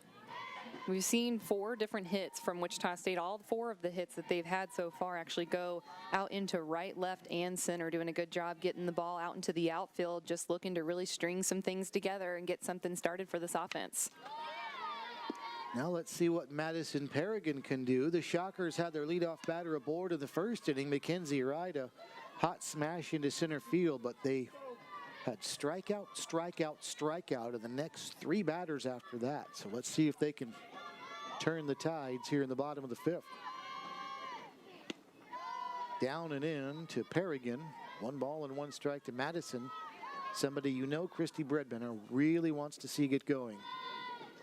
And why not right now? Still plenty of time, Jamie, as well. I mentioned 9 outs can be a lot for this Shocker team. Loaded with good hitting. A very difficult pitcher, but we've seen this team against similar caliber pitchers, even in late innings, have success. But they need to get started pretty quickly, down 6-0.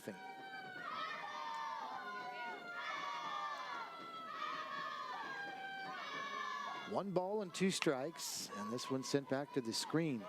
Yeah, in reference to what Wichita State's seen so far this season, I mean, they've had one of the toughest schedules they've ever faced as a program. So if there's one way to prepare for a pitcher like Watson in your conference, it's certainly to face the type of caliber teams they've faced so far pre-conference.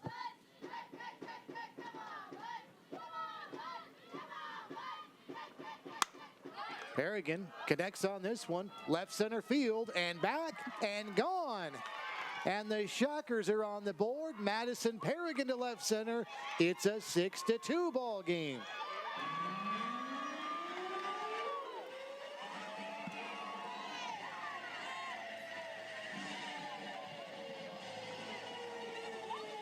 Fourth home run of the season, and Madison Paragon may be the start of making things interesting for Wichita State. They call Madison Paragon Butters. That's her nickname because she was nervous as a hitter growing up when she faced batting practice. Not today and not as a Shocker. She looks awesome, and she came up in the clutch and in a great opportunity to provide Wichita State with a little momentum here. As you can see that ball rolling all the way out almost to the parking lot here at Wilkins Stadium. Great job from Madison Paragon to make that adjustment. And now Morgan Palmer sends one out of play, and boy, not only is that big for Wichita State, but it gets Mckenzie Wright up there now as there's one away, but now you've got the top of the order up. So Mckenzie Wright swinging a hot stick. Lori Derrico 2 batters later if she can see the plate. So again, I said there's no better time than now. Maybe a chance to keep it going here.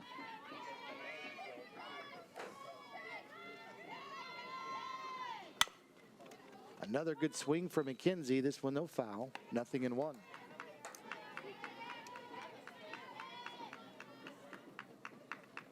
Mckenzie, a hard hit single up the middle in the first inning. Then in the third, sent one into left field as well.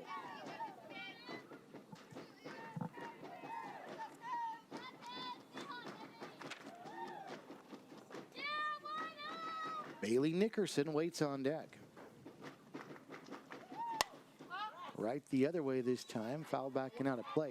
Jamie, when we saw Arkansas come in here, that was the first game you and I did. Mckenzie's average was, I believe, at 250.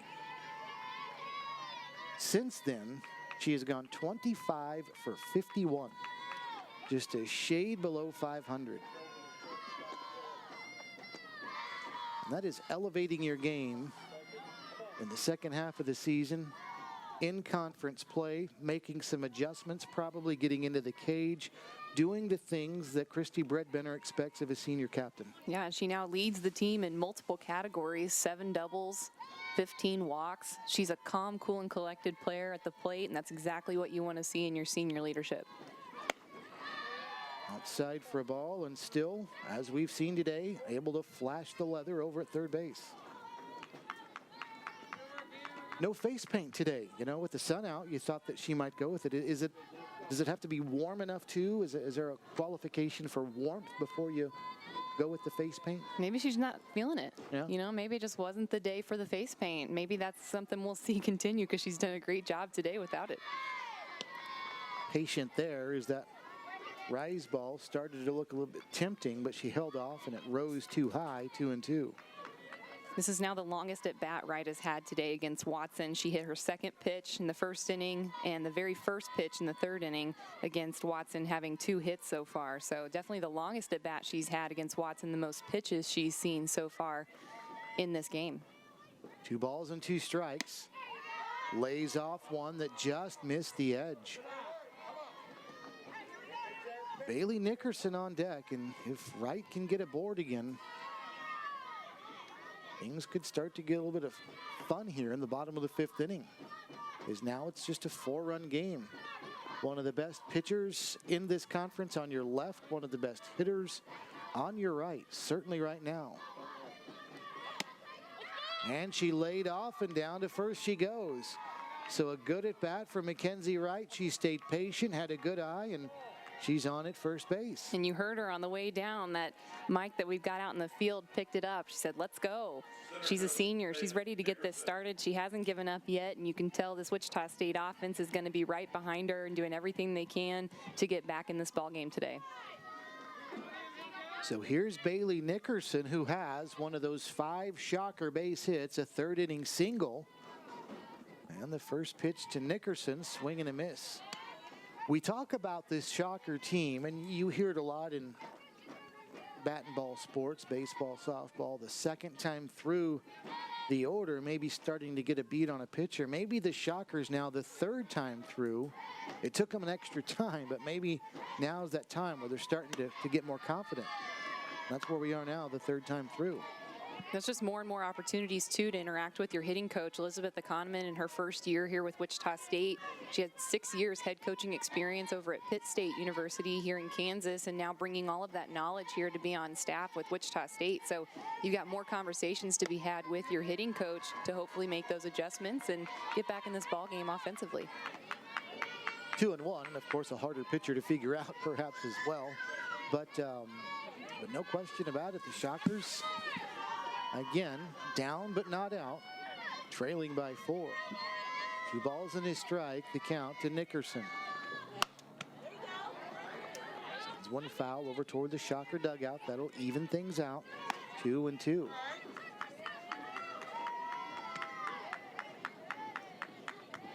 Only a game separates these two teams in the conference standings. Wichita State 4-2 and Tulsa 3-3. She takes, and down she goes. Strike 3 looked pretty good. Nickerson was frozen. She looked a little surprised at the call. Looked pretty good from back here, Jamie. Yeah, that's a similar at bat that we saw in Nickerson in inning number 1 when she came up looking again. You know, you can see this pitch from Watson again with the screwball as a pitcher. That means coming in and screwing toward the right-hand batter. And so she's continuing to keep that spin really tight. Great pitch from Watson and continuing to do a great number on this Wichita State offense. So can Lori Derrico keep the inning alive? Takes, and then the throw down to first, and back standing up is Mckenzie Wright.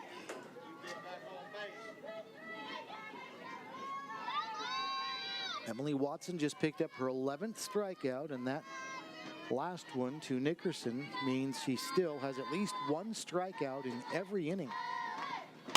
This one is driven deep, left field and back. Witten is at the wall, and she makes the catch, and the side retired. So Lori gives one a ride, just a couple of feet short. The Shockers did, though, get one over in left center. They've pulled it within 4 as we go to the 6th.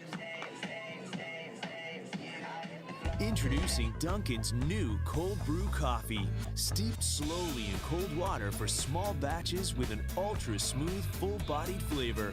Discover the craft of cold brew today and keep on. America runs on Dunkin'. Charles Koch Arena is the place where we gather as a community to compete against the very best. Now our game plan is to renovate Koch Arena by adding a new student-athlete success center. Your tax-deductible gift can help deliver that slam dunk. Join us at the level that is right for you. Donate online at wichita.edu/shocktheworld.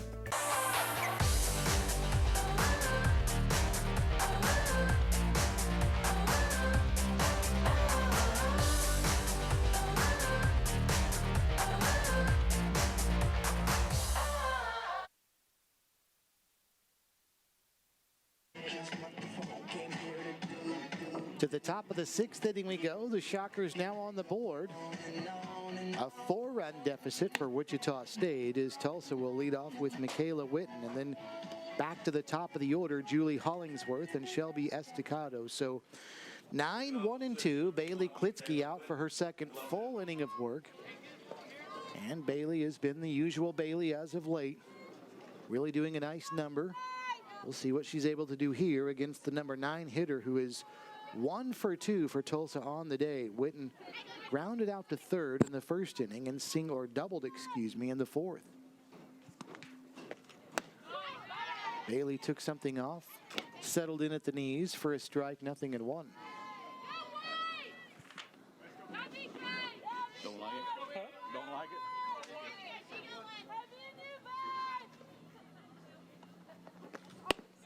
it? Down and away. 1 ball and 1 strike.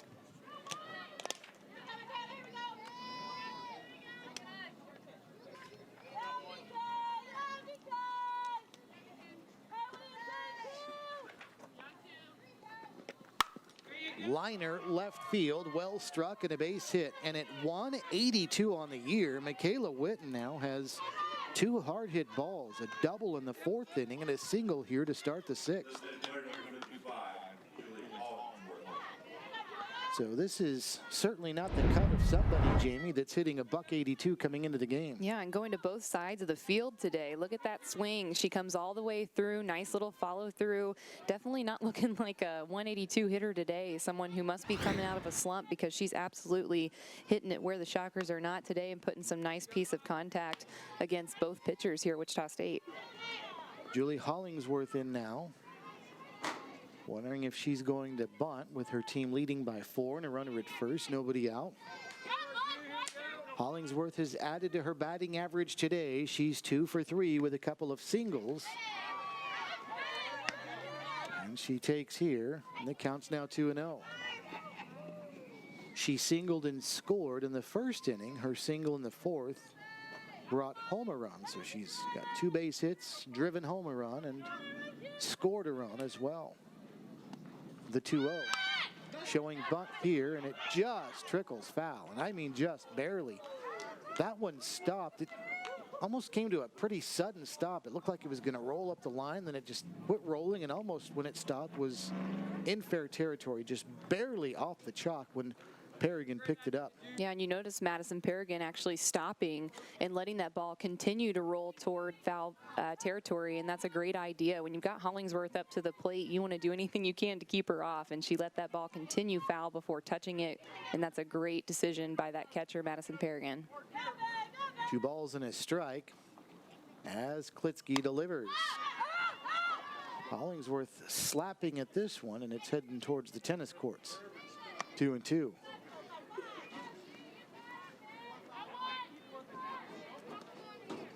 Hollingsworth is a junior from Ennis, Texas. Definitely done a great job here at Tulsa so far in 2016, making the first conference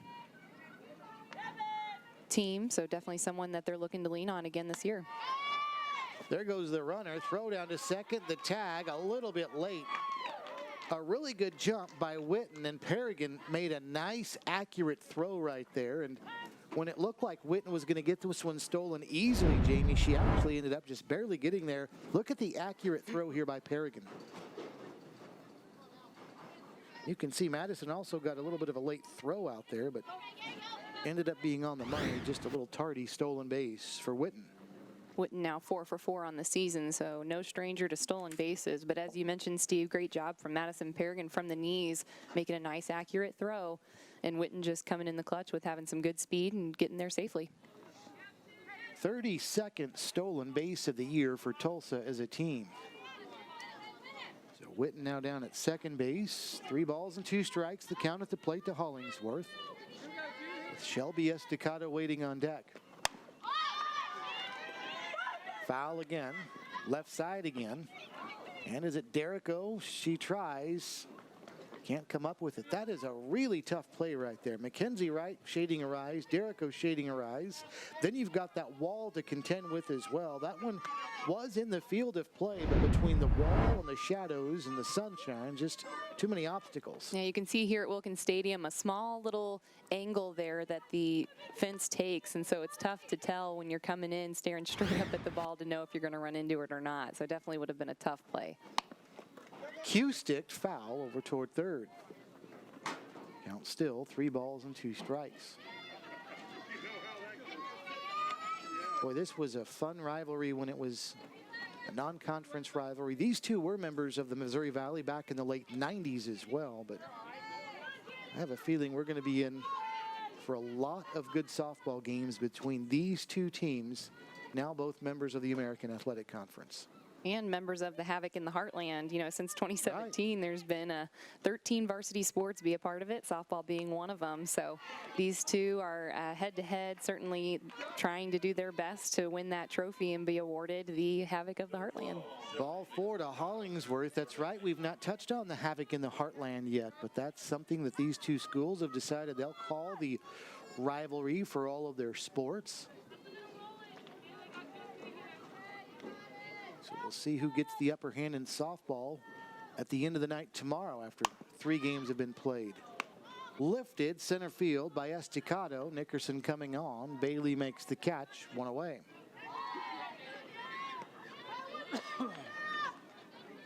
Who was the big rival to Wichita State when you were playing in conference anyway? In conference, Creighton was a very, very tough opponent. When we hosted them here, when we played there, they were just very respectable. I mean, they were just a great rivalry that we always had a tough time coming out with the win, and I know they felt the same about us. And then, of course, they left the conference shortly after that time that I played. So someone who has definitely been someone that Wichita State has known for a while and struggled with just a little bit when I was around. Same can be said for other sports as well when it comes to the Blue Jays. Fouled back to the screen, 0-2 to Morgan Neal. I know the Shocker women's basketball team has actually made a point to continue to play Creighton home and home every year, even after they left the Missouri Valley. 0-2, the count to Neal, who is 0 for 2, and she lifts this one to left center. Pretty well struck. And Nickerson moving over to her right, chases it down for out number 2.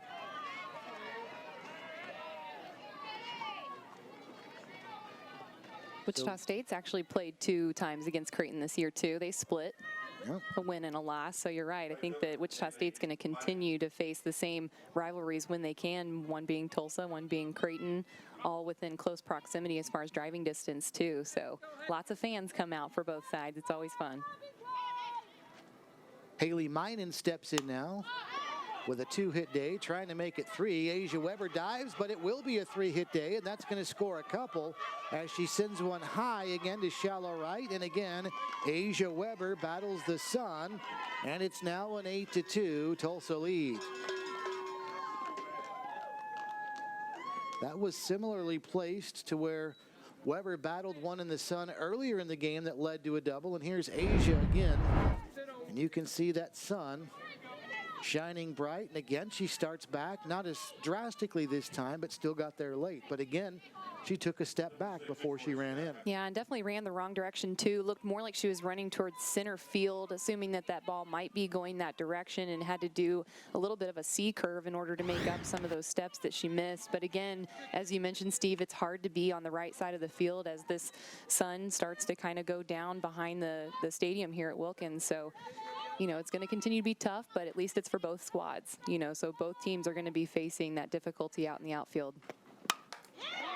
Slicer to right center. That one's down. That'll be a base hit, and it's going to score a run. And it's 9-2. Tori Stafford, an RBI single, scores Minen. And for Stafford, that is her 33rd run batted in this season. And all of a sudden, Bailey Klitsky is started to come back down to earth after she was really rolling there for a few games in a row. Ryan Stefankowitz, Shocker pitching coach, out of the dugout. He's making his way to the circle. Shockers have their entire infield there as well. There has been activity down in the bullpen.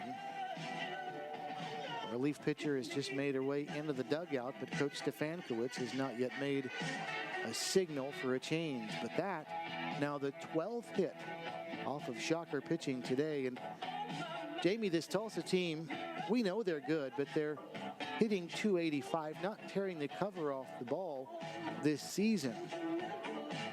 But today they've pounded out 12 hits now and 9 runs. Yep, and this Tulsa team is really known for being ahead early. They've gotten off to a quick start with runs in the first inning in 18 of their 36 games. So they've outscored their opponents 32-9 in the first inning, only allowing the opponent to score in the first inning 7 games so far this year. So they're definitely used to the scoring they've done today, putting up a 4 spot in the first inning and kind of just doing a little bit of that peppered through the rest of the game so far.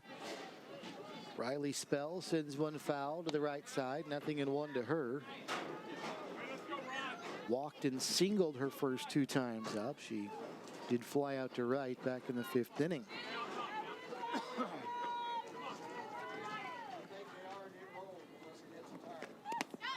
Bounces in, good stop by Perrigan with a runner on over at first. So they've come in bunches today for Tulsa. 4 in the first, 2 in the fourth, 3 here in the sixth. Still only 2 away, so they may not be done. Spell takes an off-speed down, and the count's 2-1. Hear people talking baseball or softball about putting crooked numbers up, Jamie, and Tulsa's done that 3 times.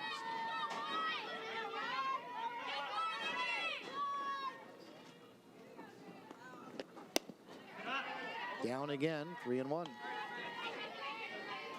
Yeah, when you look at the stats for Tulsa, they are, again, just with a lead, they're tough to beat. So 17-2 when leading after 4 innings, 16-1 when leading after 5 innings, and 11-1 when leading after 6 innings. So those stats just speak to the fact that they are a very high-producing team and someone who is a threat when it comes to having a lead this late in the game. Time is called. John Bargfeld having a word with his hitter Riley Spell. We've not talked about Coach Bargfeld much today, but what a run he is on at Tulsa, his 13th year, and he is closing in on 500 wins. He needs 14 more to get to 500 in his career. Witzke took something off of that one, it appeared. The count's full 3-2. That goes to speak again at how good these two teams are, because head coach Christy Bredbender over for Wichita State celebrated 500 wins this year. So that just goes to show you that these two programs know what it looks like to win, and both head coaches leading them in that direction. A look at the triumvirate of Ryan Stefankowitz, Madison Perrigan, and Bailey Klitsky as this one comes in low for a ball.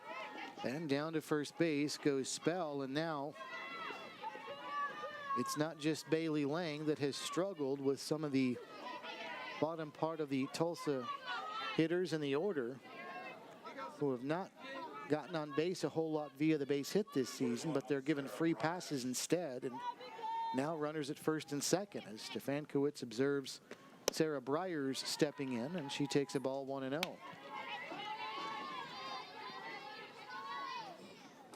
Shocker pitching has had 1 inning where it was 3 up and 3 down. That was the last inning in the 5th. So definitely looking to get the opportunity where they can make a difference. Actually, excuse me, that was also in the 2nd. So 2 innings where they were able to make a difference and get 3 up, 3 down. So looking to kind of get back on that streak and do what they can to get the next out. You know, the unfortunate thing is it counts 2-0 to Sarah Bryers. When Bailey Lang retired the side in order in the 2nd, you thought, okay, and she even got the first 2 out in the 3rd. You thought, okay, she settled in. She's gotten over that first inning jitters or what have you, but they came back, and now it's been a struggle for the Shockers ever since. They are going to get out of the inning here after Klitsky deflects one off her glove to Hecker, who steps on the bag for the force. But 3 more score for Tulsa in the inning. Shockers down 7 as we go to the bottom of the 6th.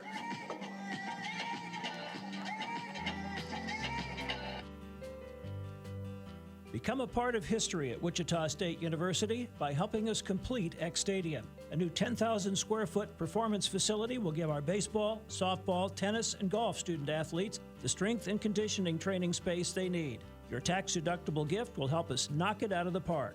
Join us at the level that is right for you. Donate online at wichita.edu/shocktheworld.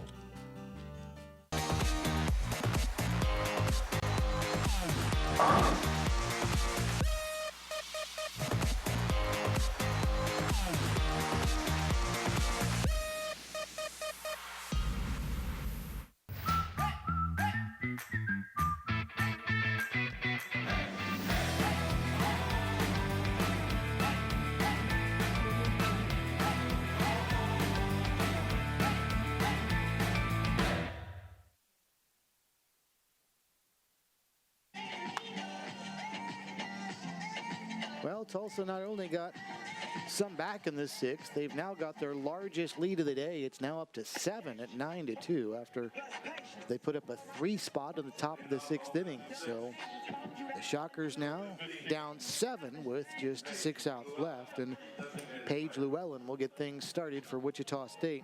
Llewellyn, Riley Buck, and Bailey Klitsky 4, 5, and 6, but they've got a tall order now with a 7-run deficit in just 2 innings to contend with.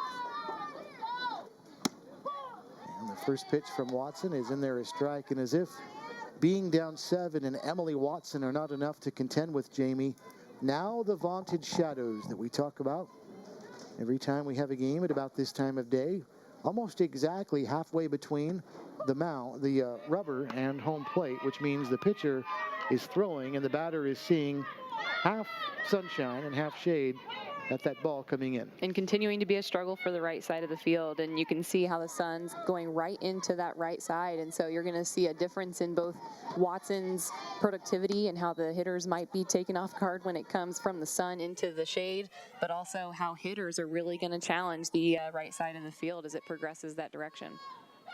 1 ball and 2 strikes to Paige.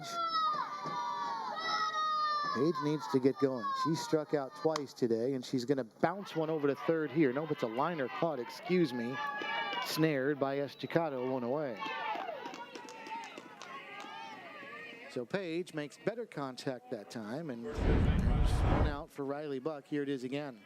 Both plays in the infield today have been over at third base, and that's an opportunity that you've seen Estacado for Tulsa taking advantage. She got Riley Buck on a fly ball, and now Llewellyn with a line drive, so definitely staying active and ready to go over there at third.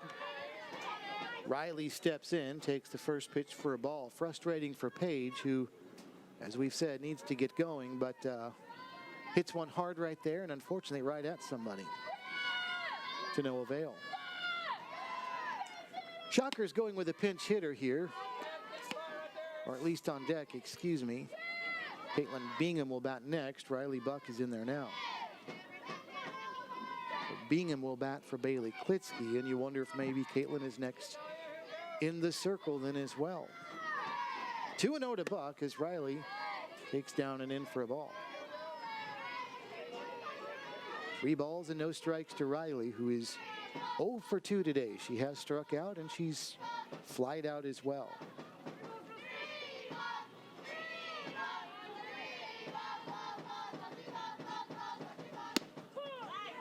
Strike at the knees, 3-1. Only 2 Shockers today have not struck out at least once. Mckenzie Wright and Madison Perrigan.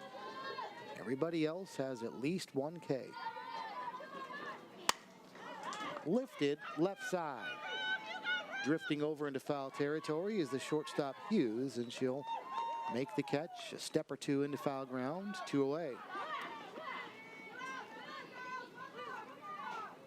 So here's Caitlin Bingham now making her first plate appearance. You would presume that that means she'll be heading to the center of the circle in the top of the 7th inning, but for now, Christy Bredbenner will let the home plate umpire know that Caitlin is about to step up to the plate. And this will be her 48th at bat of the season. She is 12 for 47 on the year. Good for a .255 average. Caitlin's got a couple of homers on the season, also 8 runs batted in.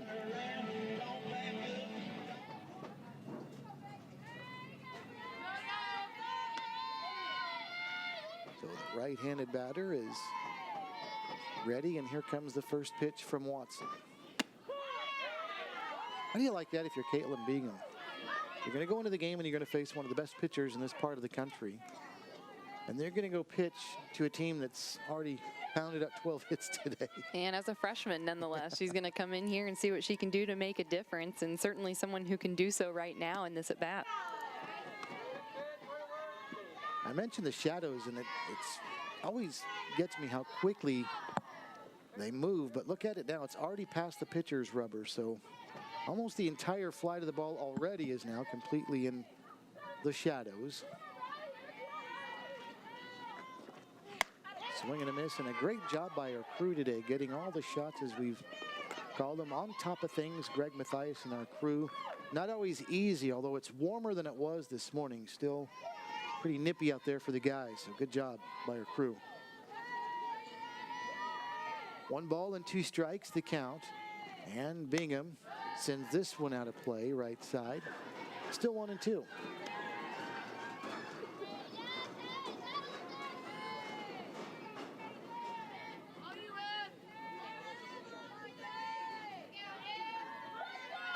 Caitlin started the season as the designated player for Wichita State, but went 0 for 3 against Iowa, and we've not seen her in that role since very often, although she did go 1 for 3 against Memphis a couple of weekends ago here when the Shockers opened up their first weekend of conference play.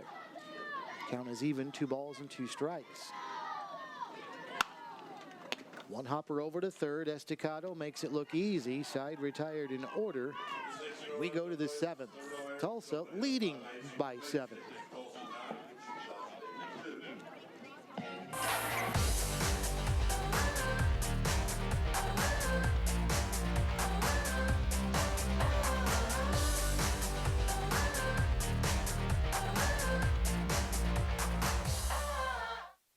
Introducing Dunkin's new cold brew coffee, steeped slowly in cold water for small batches with an ultra smooth, full-bodied flavor. Discover the craft of cold brew today and keep on. America runs on Dunkin'.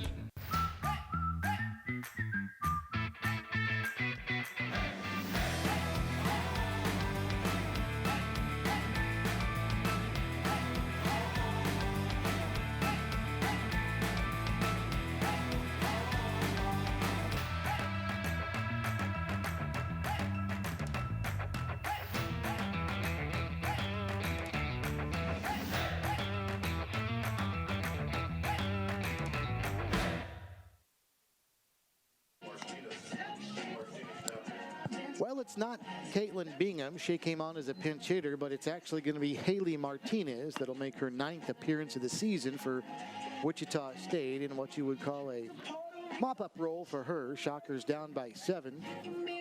Nice earned run average for Haley, and while some of us might say it's a mop-up role, Jamie, when you're new to a program, you want to make an impression against a good team hitting the ball well. This is a big opportunity for her. Yeah, Haley Martinez, a freshman from Jefferson High School in Bloomington, Minnesota. Someone who can absolutely come in here and do exactly what you said, Steve. Look to really set down this offense at Tulsa and make a difference for her team at Wichita State.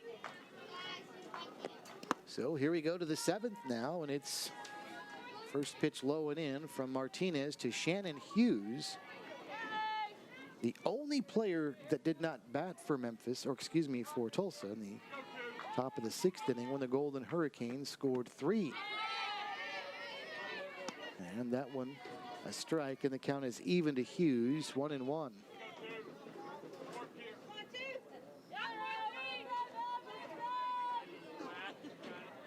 One and 0 the record for Martinez, 2.33 the earned run average as she delivers. And that pitch called a strike, and now time has been called. Perrigan out from behind the plate to go speak to her pitcher. That was an illegal pitch on Haley Martinez, so the umpire signaled a ball to a glove, so that was just the opportunity for that. So thank you. That was not a strike signal, but an illegal pitch. There you see the conference standings, and as we've talked about, the Shockers a game ahead of Tulsa, but both teams, if things don't change drastically in one inning here, looking at being 4-3, and things pretty bunched up there toward the middle. East Carolina and Connecticut struggling, but the middle of the pack there is crowded, although those Florida schools, as we talked about in the Open, really setting the tone early in the American. Chopped at the plate, the count's full, 3-2. Conference tournament, speaking of, will be in Tampa this year. South Florida will be hosting that. You gonna make your way down to Florida? I will. I'm going to go ahead and go to the conference tournament. I've been trying to go when I can each year, and definitely excited to see Wichita State travel to a new location for that. Sent to left, Weber coming on, or excuse me, that's Palmer coming on, and a nice catch by Morgan in left field. Oh, what a catch, diving forward. Great play by Morgan Palmer in left field for the first out of the inning. You really got to love that hustle from your outfield as this is coming in. This is tough. Again, we've seen this to right field on Weber a few times. Morgan coming in as fast as she can. Again, one of the fastest Shockers on the field, coming in and making a nice diving catch. It's a great hustle play from Morgan Palmer. So Michaela Witten is in now, takes the first pitch for a ball. She's got the sunglasses on as well, although it's not as much noticeable for a left fielder today as it is in right, but hey, whatever works. That was a nice play by Palmer in left. Good job. 2 balls and no strikes, the count to Witten.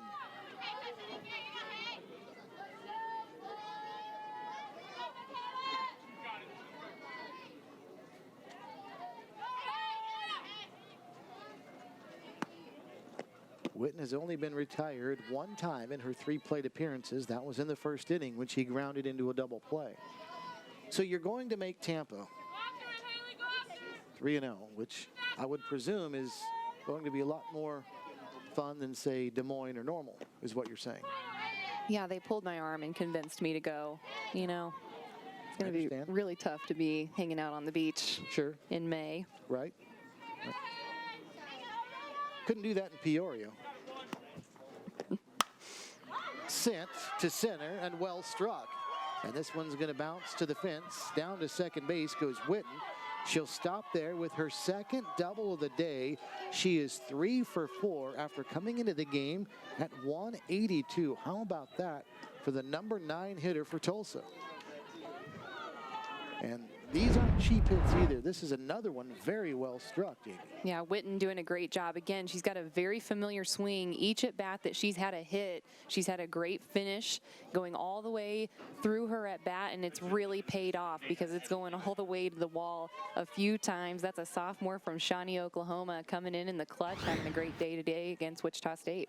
Jamie, she had 2 doubles all season coming into the game, and she's got 2 today. So she has doubled her double output just today. Ashley Kaiser is in for Julie Hollingsworth. And she takes the first pitch for a strike, 0-1. And this is somebody that's a Wichitan too, from the Trinity Academy. So, you know, this is a big opportunity for her. Not only is it big because she's pinch hitting for Julie Hollingsworth, a .382 hitter, but this is her hometown. Takes a strike, 0-2.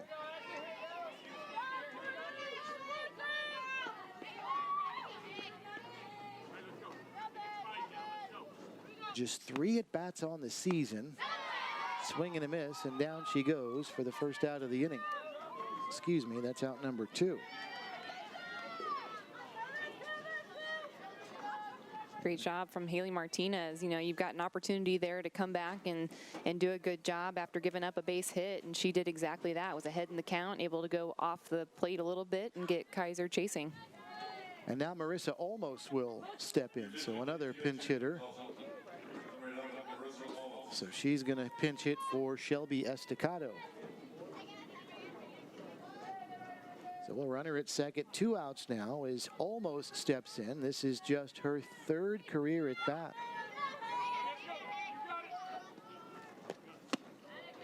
She takes down and away for a ball.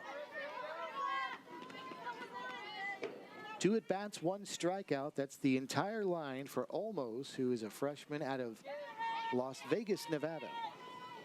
Boy, that one is close. Where was that? Especially in a 9-2 game, usually the strike zone is supposed to expand a little bit, right? Yeah, it looks like Martinez is thinking the same thing. Looked over to Ryan Stefankowitz, the pitching coach here at Wichita State, wondering how much better can it get? And that one too. Well, you'd think this was 1-0 in Game 7 of the World Series, the way these are getting squeezed. Let's take a look at this one. Okay.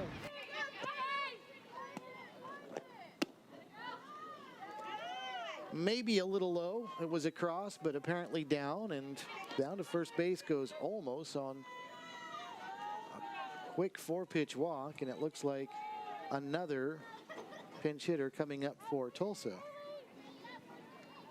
As John Bargfeldt just continues to bring them in off the bench. And this time it's going to be another freshman, Jesse Smith. So Smith will step in now with runners at first and second.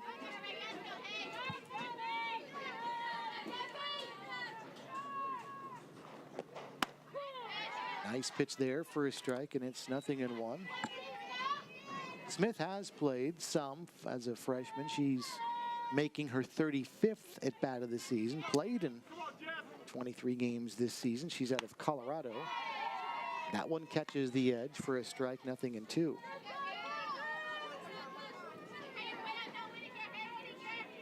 Shockers will have the bottom three in their order up in the bottom of the 7th. Asia Weber, Madison Perrigan, Morgan Palmer due up. But they will have their work cut out for them, down by at least 7 when they come up. Time has been called. Perrigan out from behind the plate. However, Perrigan's got a home run. Asia Weber had a single that same inning in the 5th, and Morgan Palmer is 0 for 2, but maybe if nothing else, those three starting to make some contact and continue the trend of getting on for people like Mckenzie Wright at the top of the order. We might be about to find out just how well they fare. We are. Fly out to center field. So the side retired. We go to the bottom of the 7th. Shockers down 9-2.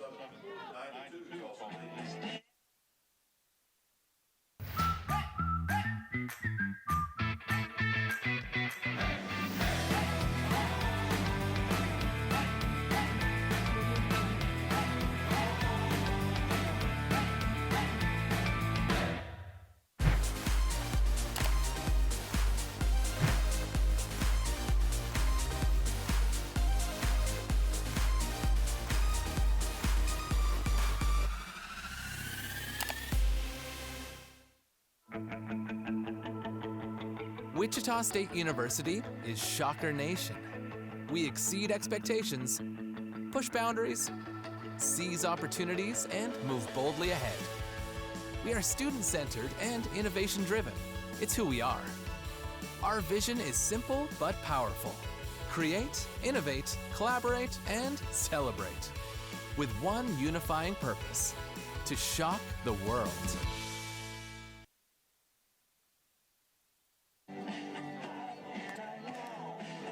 Shockers, other than one inning, have been quiet today offensively. Just 5 hits and a couple of runs. Those 2 home runs, a Madison Perrigan 2-run homer in the 5th inning. She will bat this inning, assuming Christy Bredmenner doesn't pinch hit for her.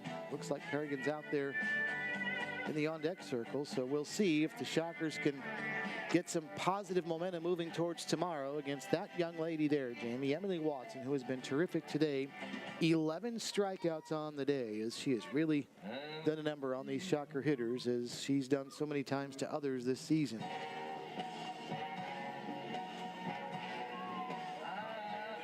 So we'll see what Asia Weber can do to get it started. Jamie, in fact, Emily Watson had 175 strikeouts starting the day, so she's sitting at 186. She can scrounge up 1 or 2 here and get significant time tomorrow. It's conceivable she could get to 200 by the time. We hope not. We hope not, but it's conceivable she could get to 200 before Tulsa leaves here tomorrow night. Yeah, we'll definitely be looking at seeing her twice, like you mentioned, Steve. When you've got a game, single game, and then a double header, she has the opportunity now to start both game 1 and 2 if Tulsa really feels the need to do that. Here in softball, pitching is something you can do pretty consistently. There's no real pitch count like there is in baseball, as the underhand is more of a natural motion. So we'll definitely see more of Watson this weekend.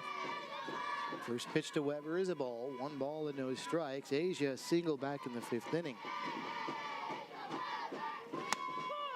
That one catches the outer edge. Now, having said that, first of all, it would be a very tall task to get to 200, even though she's gotten 11. And let's say she got 14 today. She'd still have to match that just about tomorrow. But the other point I would like to make, as the count's 2-1, as we look toward tomorrow when the Shockers face her, presumably in Game 3, is knowing Christy Bredmenner and Elizabeth Economan and the Shocker team. Go back, watch some film tonight. You'd be hard-pressed to think that Wichita State wouldn't have another game like this again tomorrow. I imagine they'll have a much better read on her when they see her Sunday. Yeah, offensively, this team is very smart. They're going to make the adjustments as necessary. They've done a little bit of that today. Of course, that's a quick turnaround from one at bat to the next, but when you've got a night to sleep on it and kind of do some review, you've got an opportunity to come out and look very different in day 2. 2-2 to Weber, and Asia takes that one close, and the count's 3-2. And case in point, the strikeouts is Jamie Watson has only struck out one since the 5th inning. She had 10 in the first 4, but 1 in the last couple of innings. And the Shockers also have that home run in the 5th, so they might be starting to hit her better, like here, back to left field. That's going to be a double. And down to second base goes Asia Weber. So Weber, to continue the point even further, Jamie, is now not only 2 for 3, but both base hits in her last 2 at-bats. So it might be a little bit late today, maybe, but maybe they're starting to get a little bit of a read on Emily Watson. Yeah, right off the bat, honestly, against Weber here, I thought that ball was over the fence. It continued to carry, and as you mentioned, Steve, not a lot of wind helping you today. That ball, a nice piece of hitting from Weber and really causing some trouble for left fielder out there in Witten. Madison Perrigan, a hot shot, one hopper, but Watson knocks it down, then throws to first base. Well, Madison, though, Jamie, a pretty well-struck fly ball to left field with 2 strikes, albeit, a home run, and a hard-hit one hopper right there. Maybe she's starting to creep out of this thing as well. She goes 1-3 here, and now a pinch hitter for Wichita State. They're going to get Mariana Gemelli off the dugout, and she's going to hit for Morgan Palmer right here. So Gemelli is in. And for Mariana, just her 14th at bat this season. She's 3 for 13, 231 on the year. However, one of those 3 hits is a home run. Gemelli is a junior from Flower Mound, Texas. Went to Flower Mound High School. Very close to where I grew up in Irving, Texas. Played against them in high school. Definitely a great softball team. Inside for a ball, 2-0. Last couple of years, if Kelly Spring wasn't playing second base, Mariana Gemelli was normally the one that got a lot of those innings at second base. Here's the 2-0, and there for his strike, 2-1. Her last hit did come against UConn this past weekend, so definitely someone who's seen a little conference action, although not a whole lot of starts so far this season, but someone who can definitely make a difference, and maybe here in this really crucial time for Wichita State, who needs to string some together. Tipped it into the glove, 2 balls and 2 strikes to Gemelli. Mckenzie Wright waits on deck. She is 2 for 2, and she's also walked. 9-game hitting streak. 17 straight she's reached base. We'll see if she gets a crack. Barring a double play, she will. Well, there's not going to be a double play. There's a safe at first. They tried to make it a double play, but sliding home safely was Asia Weber from third, and the Shockers now have their 3rd run of the game. It's 9-3.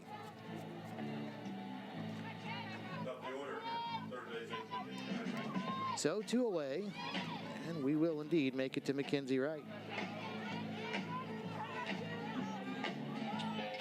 Not only has Mckenzie hit the ball hard a couple times, Jamie, she is going after Emily Watson very early in the count. So let's see if she does that here.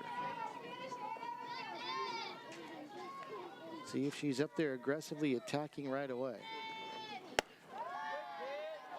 Not on a pitch outside. A good eye by Wright to hold off. Nothing, 1 ball and no strikes. Mckenzie Wright has not looked fooled at all today by Watson. She hasn't swung at any pitches out of the zone, has been really great early in the count, as you mentioned, Steve. So if she can continue that, we might see what Nickerson can do following up Mckenzie Wright to keep the 7th inning going. Swing and a miss for his strike. Counts even now 1-1.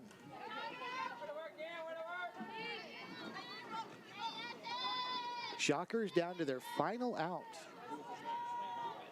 Trying to avoid having a 3-game conference winning streak snapped.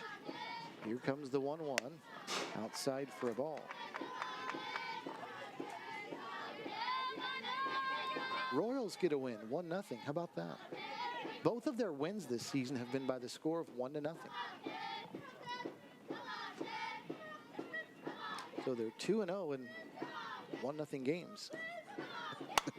There's a positive. Fly ball center field, shallow left center. It's the left fielder coming on Witt, and she'll make the catch. That'll do it.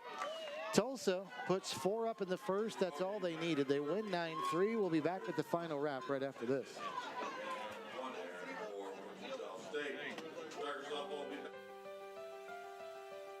Wichita State University is preparing today's students to become tomorrow's leaders. The Shock the World campaign is raising $25 million in private funds for a new home for the W. Frank Barton School on the Innovation Campus. Invest today in tomorrow's business leaders by calling 316-978-4076 or visit www.wichita.edu/shocktheworld.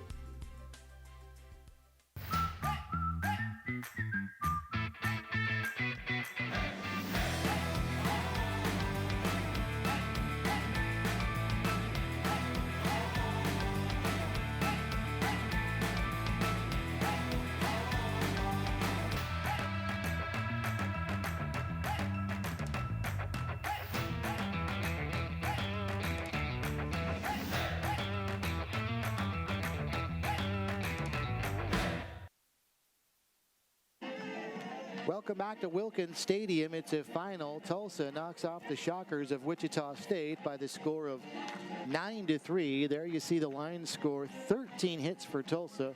Wichita State 3 runs on 6 hits. Shockers commit the only error of the game.